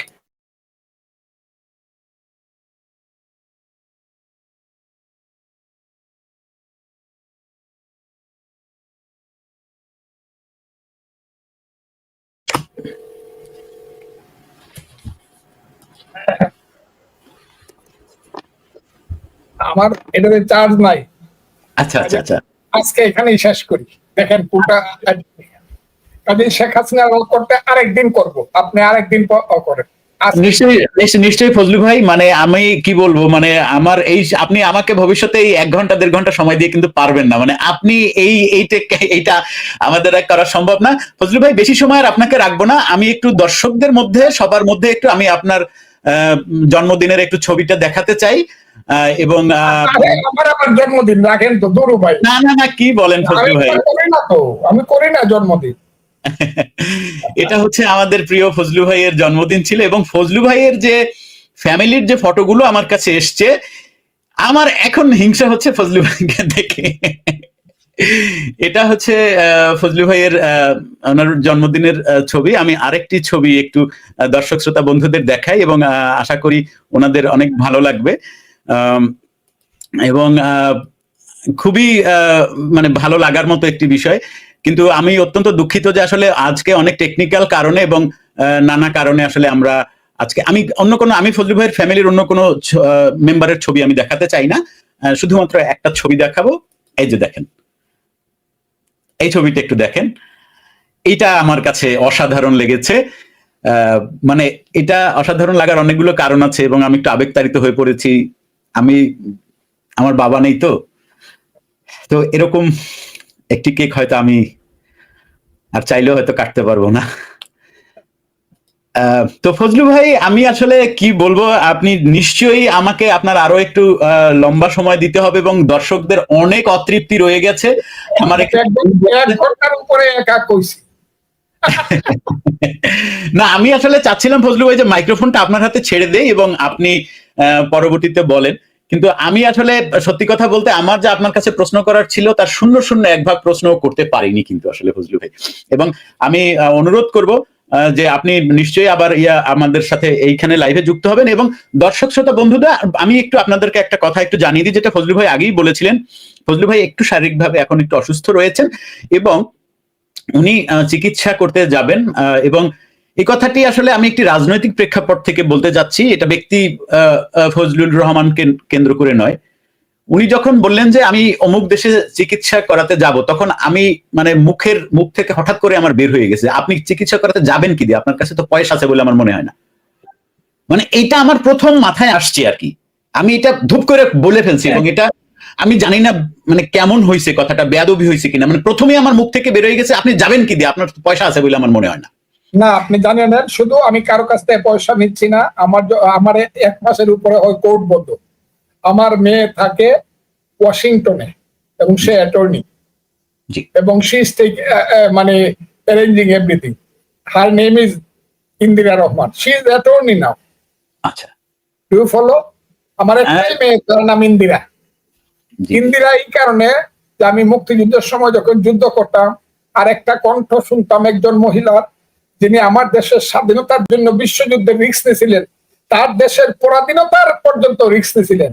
সেই মহিলার নাম ছিল ইন্দিরা গান্ধী। আমি সেদিন শপথ করেছিলাম, আল্লাহ যদি আমাকে বাঁচিয়ে রাখে আর আমি যদি বিয়ে করার পরে আমার মেয়ে হয়, আমার মেয়ের নাম রাখবো ইন্দিরা। সেই কারণে সেই মেয়েটির নাম ইন্দিরা রহমান। সে এখন আমেরিকার ওয়াশিংটনে অ্যাটর্নি। কোনো গল্প টল্প করতেছি না, এটা যারা আপনার গল্প করার দরকার আছে ফজলু ভাই, আপনার কি আবার গল্প করার দরকার আছে ফজলু ভাই?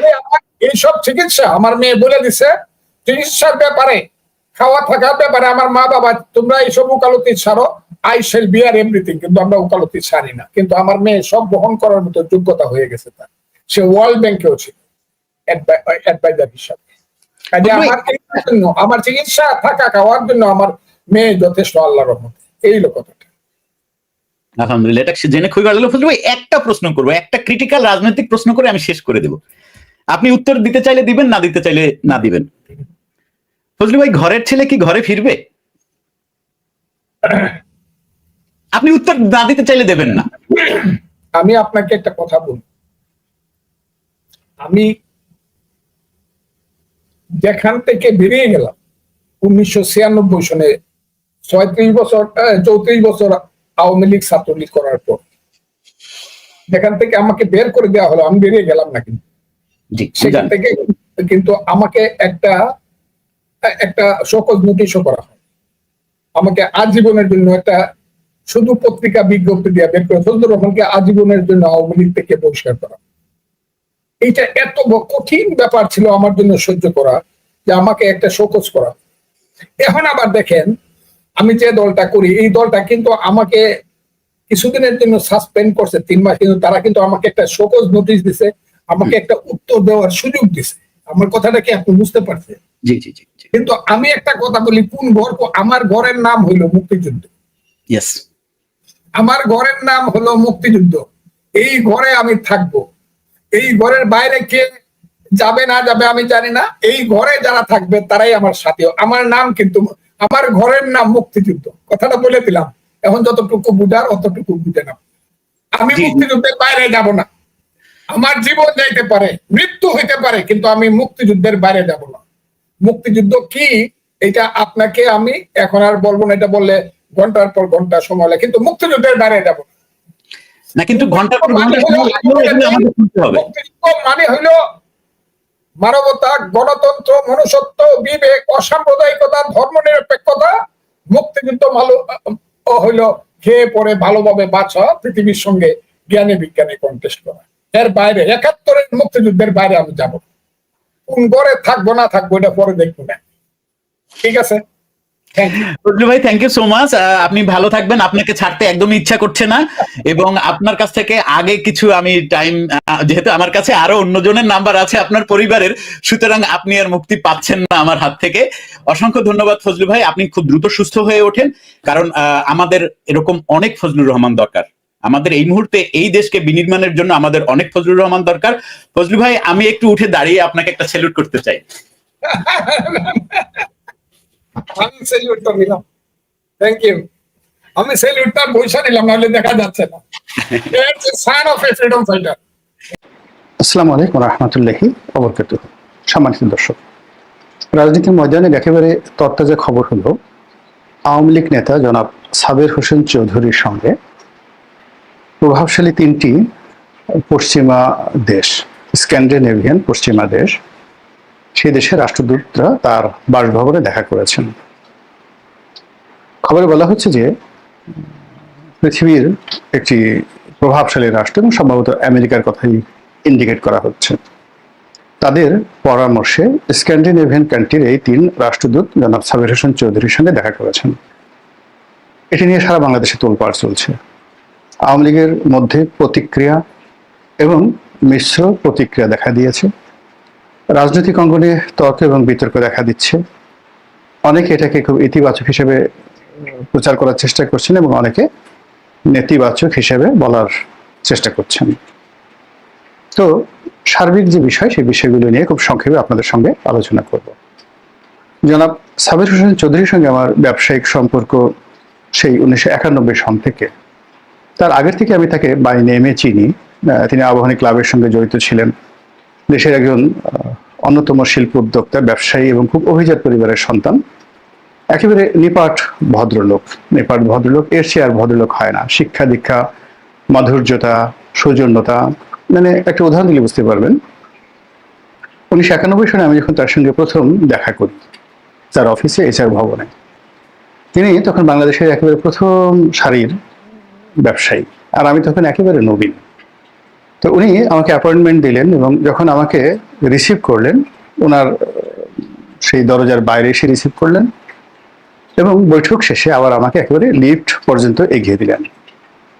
তো ওই সময় জনাব সাবের হোসেন চৌধুরীর সঙ্গে যদি আমার সামাজিক অর্থনৈতিক পার্থক্যের কথা আমি কল্পনা করি, তাহলে আপনি আমাকে এক যদি ধরেন, সাবির হোসেন চৌধুরীকে আপনি 100 স্তর উপরে ধরতে পারেন, এরকম একটি অবস্থা। অথবা মানে একেবারে বয়সের তরুণ, নতুন ব্যবসা শুরু করেছি, সাকল্যে আমার তখন 10 লাখ টাকারও চালান নেই, আর তখন তিনি ওই আমলে 91 সালে 1000 কোটি টাকার মালিক। বোঝার চেষ্টা করুন। তো এই ছিল তাদের আর বিনয় এবং ভদ্রতা। পরবর্তীতে তিনি রাজনীতিতে আসলেন, ভালো করলেন, আওয়ামী লীগ সরকারের প্রথম দফায় মন্ত্রী হলেন। 11 সময় যে কোনো কারণই হোক না কেন শেখ হাসিনার সঙ্গে তার একটা সম্পর্ক খারাপ হয়ে যায়, কিন্তু কোনোদিন জনাব সাবির হোসেন চৌধুরী একটি উহ শব্দ করেননি আওয়ামী লীগের বিরুদ্ধে, বরং দলের অনেকে তুচ্ছ করেছে, তাচ্ছিল্য করেছে, হয়তো দলীয় প্রধানের পক্ষ থেকেও অনেক নেতিবাচক কথাবার্তা বলা হতো, কিন্তু তিনি কখনোই সেটা রিয়াকশন দেখাতেন না। তার এই ভদ্রতা আমাকে বিমোহিত করত। কর্মজীবনে, ব্যবসায়িক জীবনে কারোর সাথে এরকম দ্বন্দ্ব, সংঘাত, মামলা, মোকদ্দমা, হাস্তা নাস্তা যা কিছু রয়েছে, এটা কখনোই তার মধ্যে সেটা ছিল না। একজন মানবিক নেতা এবং মানবিক ব্যক্তিত্ব হিসেবে আমি তাকে ব্যবসা হিসেবে দেখেছি, এবং তার পারিবারিক বিষয়টিও আমি জানি। তার বিয়ে শাদী, তার ছেলে সন্তান, তার পিতামাতা, তার ভাই ব্রাদার, পুরো বিষয়টি আমি তার পারিবারিকভাবে জানি, এবং বিশ্বাস করেন এইরকম একজন আদর্শ মানুষ বাংলাদেশে নেই বললেই চলে। প্রায় সব ক্ষেত্রে মানবিকতার সর্বোচ্চ স্তরে তিনি অবস্থান করছেন। তো এই মানুষটি আন্তর্জাতিক অঙ্গনে বাংলাদেশে এই মুহূর্তে যত রাজনীতিবিদ আছেন, তিনি রাজনীতির ক্ষেত্রে বেশি পরিচিত। যদি ধরুন ডক্টর মোহাম্মদ ইউনূস, তিনি জাস্ট একটা ভাইব তৈরি করেছেন মিডিয়ার কল্যাণে, কিন্তু 1 to 1 যদি বিশ্বের তাবৎ পার্লামেন্টের মেম্বার, স্পিকার, রাষ্ট্রপতি, প্রধানমন্ত্রী, সিনেটর, এই সকলের সঙ্গে যদি সম্পর্কের কথা চিন্তা করেন, আমার কাছে মনে হচ্ছে যে শশী থারুর ভারতের এবং বাংলাদেশের সাবির হোসেন চৌধুরী একই ক্যাটাগরির। এবং তিনি ইন্টারন্যাশনাল পার্লামেন্টারি ইউনিয়নের আইপিইউ, মানে সারা পৃথিবীর যে সংসদগুলো আছে সেটার একটা সংগঠন রয়েছে আইপিইউ। আমি এই প্রতিষ্ঠানটির সঙ্গে জড়িত ছিলাম। এই আইপিইউর সভাপতি হিসেবে জনাব সাবির হোসেন চৌধুরী যে দায়িত্ব পালন করেছেন, আইপিইউর ইতিহাসে এত সফল, এত অ্যাক্টিভ এবং এত কার্যকর কোনো সভাপতি আসেননি। এবং তিনি বাংলাদেশে যে আইপিইউর একটা সম্মেলন করেছিলেন, এটা ইটস এ গ্র্যান্ড, মানে যাকে বলা হয় ফাংশন, সিরিমোনিয়াল ফাংশন বাংলাদেশের জন্য এবং আইপিইউর জন্য। এনিওয়ে, তো এখন সেই সাবির হোসেন চৌধুরীর সঙ্গে পশ্চিমা রাষ্ট্রদূতরা দেখা করেছেন, এটা নিয়ে আলোচনা হচ্ছে। আপনারা অনেকেই জানেন যে এই সরকার ক্ষমতায় আসার পর পাইকারি হারে আওয়ামী লীগের সকল নেতাকর্মীদের বিরুদ্ধে মামলা হয়েছে। সাবির হোসেন চৌধুরীর বিরুদ্ধে মামলা হয়েছিল। সারা বাংলাদেশ সিসি করেছে যে এরকম একজন মানুষের বিরুদ্ধে মামলা হতে পারে না। যাই হোক, তিনি জামিন পেয়েছেন এবং জামিন পেয়ে তিনি চুপচাপ। রাজনীতির এধারও নেই, ওধারও নেই। তার সঙ্গে আওয়ামী লীগের নেতাকর্মীদের যোগাযোগ আদৌ কি আছে কি বা নেই আমি জানি না। শেখ হাসিনার সঙ্গে তার এমন সম্পর্ক ছিল একটা সময় যখন তিনি সাংগঠনিক সম্পাদক ছিলেন, তার পলিটিক্যাল সেক্রেটারি ছিলেন, তখন শেখ হাসিনা আসলে সাবির হোসেন চৌধুরী ছাড়া কাউকে বুঝতেন না। কিন্তু 11 সময় এই সম্পর্কটা যে কোনো কারণেই নষ্ট হয়ে যায়। এখন এখানে সত্য কি আছে, মিথ্যা কি আছে, অনেক কিছুই, যেমন দেখা গেল মাহমুদুর রহমান মান্না, তো ওনার ধারণা, শেখ হাসিনার ধারণা যে মান্না সাহেব 11 সঙ্গে জড়িত ছিলেন, কিন্তু আমি মান্না ভাইয়ের সঙ্গে খুব একান্ত আলোচনা করেছি, এবং পরবর্তীতে ওনার সঙ্গে, মান্না ভাইয়ের সঙ্গে আমার যে সম্পর্ক, আমি জাস্টিফাই করার চেষ্টা করেছি আসলে এই ভদ্রলোক জড়িত ছিলেন কিনা। জিরো। মানে তিনি এখনো জানেন না যে শেখ হাসিনা কেন তাকে অপছন্দ করেন, টিল নাও, মাহমুদুর রহমান মান্না। তো এরকম আসলে রাজনীতিতে অনেক সময় মারাত্মক ভুল হয়ে যায়, ভুল বোঝাবুঝি হয়। হয়তো সে কারণে সাবির হোসেন চৌধুরীর সঙ্গে শেখ হাসিনার যে দূরত্ব, এটা শেখ হাসিনা ভালো বলতে পারবেন আর সাবির হোসেন চৌধুরী ভালো বলতে পারবেন। কিন্তু একেবারে শেখ হাসিনার শেষ জমানাতে তাকে মন্ত্রীর পদমর্যাদা দেওয়া হয়েছিল, এবং জলবায়ু সংক্রান্ত যে মিনিস্ট্রি রয়েছে, এই মিনিস্ট্রির দায়িত্বপ্রাপ্ত ছিলেন, যেহেতু আন্তর্জাতিক অঙ্গনে দীর্ঘদিন ধরে তিনি এই জলবায়ু নিয়ে কাজকর্ম করছিলেন। তো সেই সাবির হোসেন চৌধুরীর সঙ্গে এই মুহূর্তে যে দেখা সাক্ষাৎ হচ্ছে, তার আগে সেই যখন আওয়ামী লীগের পতন হলো, তখনই আরেকটা 111, আরেকটা 211 এই ধরনের কথাবার্তা হচ্ছিল, আরেকটা সংস্কার, আরেকটা 111, আরেকটা -2, এই কথাবার্তা হচ্ছিল 2024 সনের সেপ্টেম্বর অক্টোবর মাসে। এবং ঠিক সেই সময়টা তো সাবির হোসেন চৌধুরীর নাম কিন্তু সবাই বলছিলেন যে একটি রিফাইন্ড আওয়ামী লীগ, পরিশুদ্ধ আওয়ামী লীগ গঠিত হবে, এবং যার নেতৃত্বে থাকবেন সাবির হোসেন চৌধুরী, সেলিনা হায়াত আইভী, সাবেক রাষ্ট্রপতি আব্দুল হামিদ, এরকম নাম আসছিল। কিন্তু পরবর্তীতে আবার এগুলো সব ফিকে হয়ে যায়। রাষ্ট্রপতি আব্দুল হামিদ সাহেব অসুস্থ হয়ে পড়েন, সিনিলা হায়াত আইভি তিনি জেলে চলে যান, সাবির হোসেন চৌধুরীর বিরুদ্ধে মামলা হয়, তখন আসলে এই কথাটা আর মানে যাকে বলা হয় এগোয়নি। পরবর্তীতে আসিফ নজরুল সাহেব একবার বলেছিলেন যে রিকনসিলিয়েশন, অর্থাৎ আওয়ামী লীগের মতো একটা বৃহৎ শক্তিকে রাজনীতির বাইরে রাখা যাবে না, এই দলটিকে রিকনসিলিয়েশন করে বাংলাদেশের রাজনীতিতে একীভূত না করা পর্যন্ত রাজনীতির সমতা, সাম্যতা এবং ন্যায় বিচার নিশ্চিত হবে না। পরবর্তীতে যখন সবাই সমালোচনা করেছিলেন, তিনি সেখান থেকে সরে গিয়েছেন। আবার আওয়ামী লীগের সাধারণ ক্ষমা ঘোষণা করতে গিয়ে জামাতের আমির মারাত্মক বিপদের মধ্যে পড়েছিলেন এবং পরে তিনিও সেখান থেকে সরে গিয়েছেন। এখন বাংলাদেশের মূল ব্যাপার হলো যে আওয়ামী লীগ এবং তার সঙ্গে অন্যান্য যারা আছেন 14 দলীয় জোট, তাদের যে সার্বিক ভোট, এটা বাংলাদেশের টোটাল ভোটের অর্ধেক, যারা এখন এই রাজনীতি থেকে সম্পূর্ণ আলাদা, প্রাণ নিয়ে দৌড়াচ্ছেন।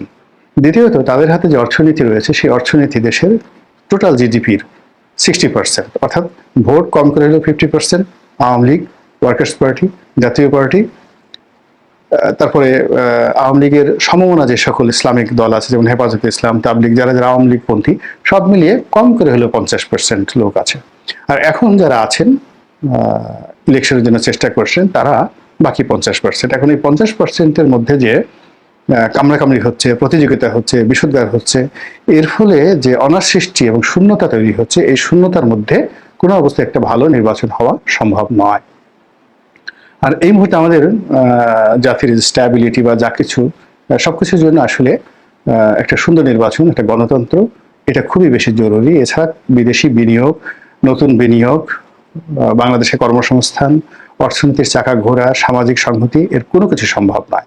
আর সেই যে গণতন্ত্র এবং নির্বাচন, সেই নির্বাচন বর্তমান যে কাঠামো চলছে, সেই কাঠামোতে যে সম্ভব নয়, এটা পশ্চিমারা খুব ভালো করে বুঝতে পারছেন। এর কারণ হলো বাংলাদেশে তাদের যে স্বার্থ রয়েছে, ব্যবসায়িক স্বার্থ, তার সঙ্গে সঙ্গে আরো অনেক কিছু, সেই স্বার্থ নিয়ে তারা যে ঝুঁকির মধ্যে পড়েছে। যেমন ধরুন আমেরিকান কোম্পানি শেভরন, তো শেভরনের বিশাল বিনিয়োগ আমাদের জ্বালানি সেক্টরে। সরকারের যে অবস্থা, শেভরন যদি বাংলাদেশে ব্যবসায় ফেল করে, পুরো আমেরিকার শেয়ার মার্কেটে তারা দেউলিয়া হয়ে পড়বে। এভাবে আরো অনেক কিছু, আমি একটা কোম্পানির নাম বললাম, জাপানের একই অবস্থা, প্রচুর বিনিয়োগ রয়েছে, চীনেরও একই অবস্থা, ভারতের একই অবস্থা। তারা শেখ হাসিনার জমানা থেকে শুরু করে মানে গত 15 বছরে এই দেশের উন্নয়নের সঙ্গে দুই হাতে তারা বিনিয়োগ করেছে সব ক্ষেত্রে, এবং এখানে বিলিয়ন বিলিয়ন ডলার লেনা দেনা হয়েছে, পাওনা দেওয়া হয়েছে, বিনিয়োগ হয়েছে। সব মিলিয়ে বিদেশি কোম্পানিগুলো, বিদেশি রাষ্ট্রগুলো খুব বিপদে পড়েছে। ফলে এখানে একটা স্ট্যাবিলিটি দরকার রয়েছে। এখানে আমরা নানা রকম কথা বলছি, পাহাড়ের অশান্তির কথা বলছি, আমেরিকার বন্দর দখলের কথা বলছি, ওটা আর একটা পার্ট। কিন্তু এখানে একটা রাজনৈতিক স্থিতিশীলতা বা একটা কমান্ড, মানে সকলের উপরে, জনগণের উপরে একটা ধারাবাহিক কমান্ড করতে পারে, এরকম একটা রাজনৈতিক শক্তি দরকার।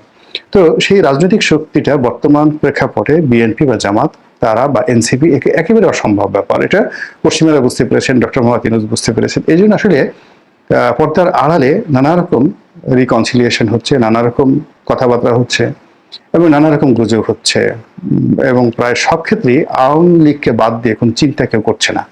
এখন এখানে আওয়ামী লীগের ধরুন শেখ হাসিনা, শেখ পরিবার, আওয়ামী লীগের যারা দুর্নীতিবাজ, তাদের বিচার নিয়ে আসলে আওয়ামী লীগের মধ্যে দ্বিমত নেই, আপনারা বিচার করেন। কিন্তু শেখ হাসিনার বিষয়টা হলো, যেহেতু তিনি দলীয় প্রধান, বঙ্গবন্ধু কন্যা, তার ব্যাপারে দলের যারা লোকজন রয়েছে তাদের এক ধরনের আবেগ রয়েছে, শ্রদ্ধা রয়েছে, যেমন বেগম খালেদা জিয়া। এখন তার জনপ্রিয়তার কারণে আপনি আওয়ামী লীগ যত কথাই বলুক না কেন, সেই জিনিসগুলো বিশ্বাস করানো যায়নি। তিনি তার জায়গাতে আছেন। তো বেগম জিয়ার যে অবস্থা, আওয়ামী লীগের নেতাকর্মীদের কাছে শেখ হাসিনার অবস্থা একই। ফলে এখানে এই বিষয়টি হ্যান্ডেল করতে হবে অত্যন্ত সতর্কতার সাথে, এবং ইচ্ছা করলে এই আমাদের কোর্টের যে বিচার, তারপর শেষে রায়, বিচার প্রক্রিয়া, এগুলো দিয়ে আওয়ামী লীগের যে মন মানসিকতা শেখ হাসিনার প্রতি, এটা এক বিন্দুও পরিবর্তন করা যাবে না। বরং শেখ হাসিনাকে নিয়ে যত নেতিবাচক প্রচারণা হবে, তত বেশি তার জনপ্রিয়তা বাড়বে। আমরা 11-এর সময় দুই নেত্রীর ক্ষেত্রে সেই ঘটনা দেখেছি। বঙ্গবন্ধুকে মাইনাস করার জন্য যখন তাকে গ্রেপ্তার করা হলো, তখন আমরা দেখেছি তার জনপ্রিয়তা বৃদ্ধি পেয়েছে। এবং এইভাবে যখনই কারো প্রতি রাষ্ট্রশক্তি খুব নির্মম হয়ে যায়, তখন তাকে কেন্দ্র করে মানুষের জনপ্রিয়তা বাড়ে। তো এনিওয়ে, জনাব সাবির হোসেন চৌধুরীকে নিয়ে যে আলোচনা হচ্ছে, সেই আলোচনার প্রেক্ষাপট হলো যে তাকে কেন্দ্র করে কি নতুন একটা আওয়ামী লীগ গঠিত হচ্ছে, আওয়ামী লীগ অর্গানাইজ হচ্ছে, এটা কি ভালো হবে?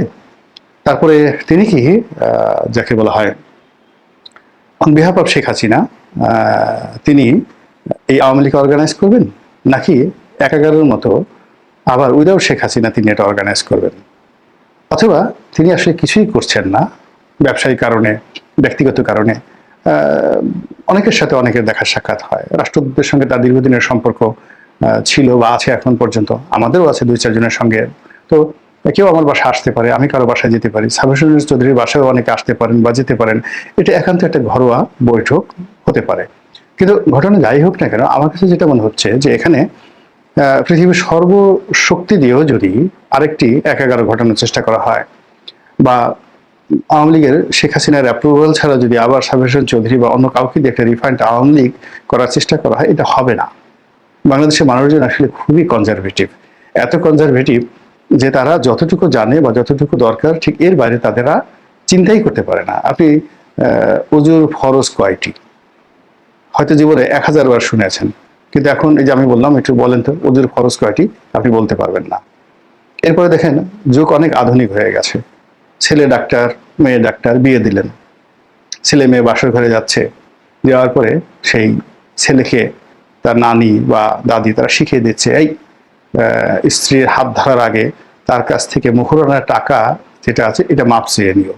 তো একেবারে এই যুগে একদম আধুনিক একটা ছেলে মেয়ে তাদের বিয়ে শাখা, বিয়ে হচ্ছে, বাসর হচ্ছে।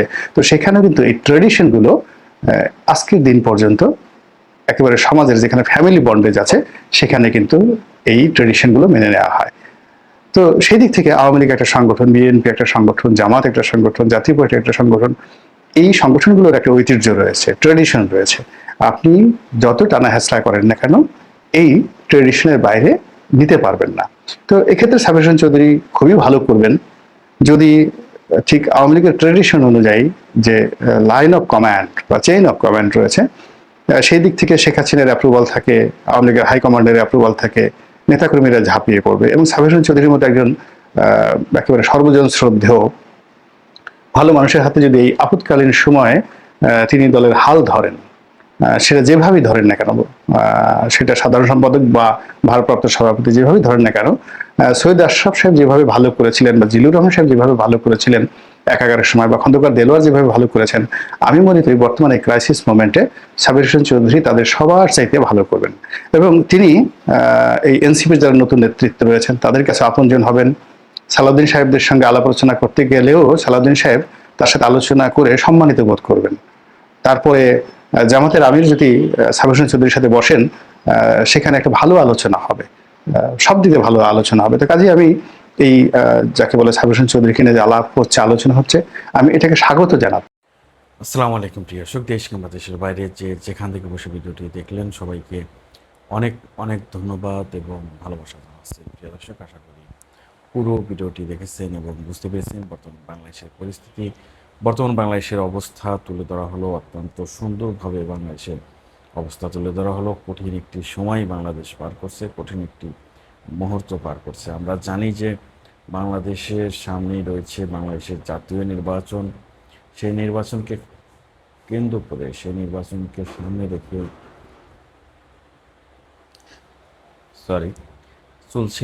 চলছে নির্বাচনের প্রস্তুতি। এমন মুহূর্তে বিএনপির ভারপ্রাপ্ত চেয়ারম্যান জনাব তারেক রহমান বিবিসিকে দেওয়া একটি সাক্ষাৎকার প্রকাশ করেছে। আমরা দেখেছি যে প্রথম পর্ব রয়েছে, দ্বিতীয় পর্ব, অর্থাৎ লং টাইম সাক্ষাৎকারটি হয়েছে এবং সাক্ষাৎকারটি বাংলাদেশের কোটি কোটি মানুষ দেখেছে।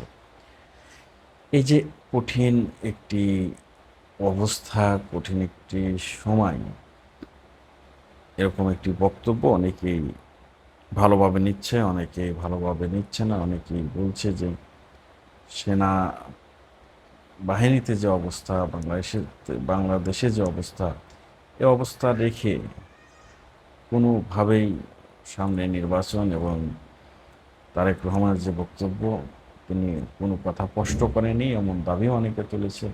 নানান অভিযোগ রয়েছে, নানান আলোচনা হচ্ছে। দর্শক, এই বিষয়গুলো নিয়ে আপনাদের মূল্যবান মতামত কমেন্টে জানাবেন এবং আজকের এই লাইভ ভিডিওটি আপনাদের কাছে কেমন লাগলো অবশ্যই কমেন্টে জানাবেন। প্রিয় দর্শক, সবাই ভালো থাকবেন, সুস্থ থাকবেন। ভিডিওটি শেষ করছি। আসসালামু আলাইকুম।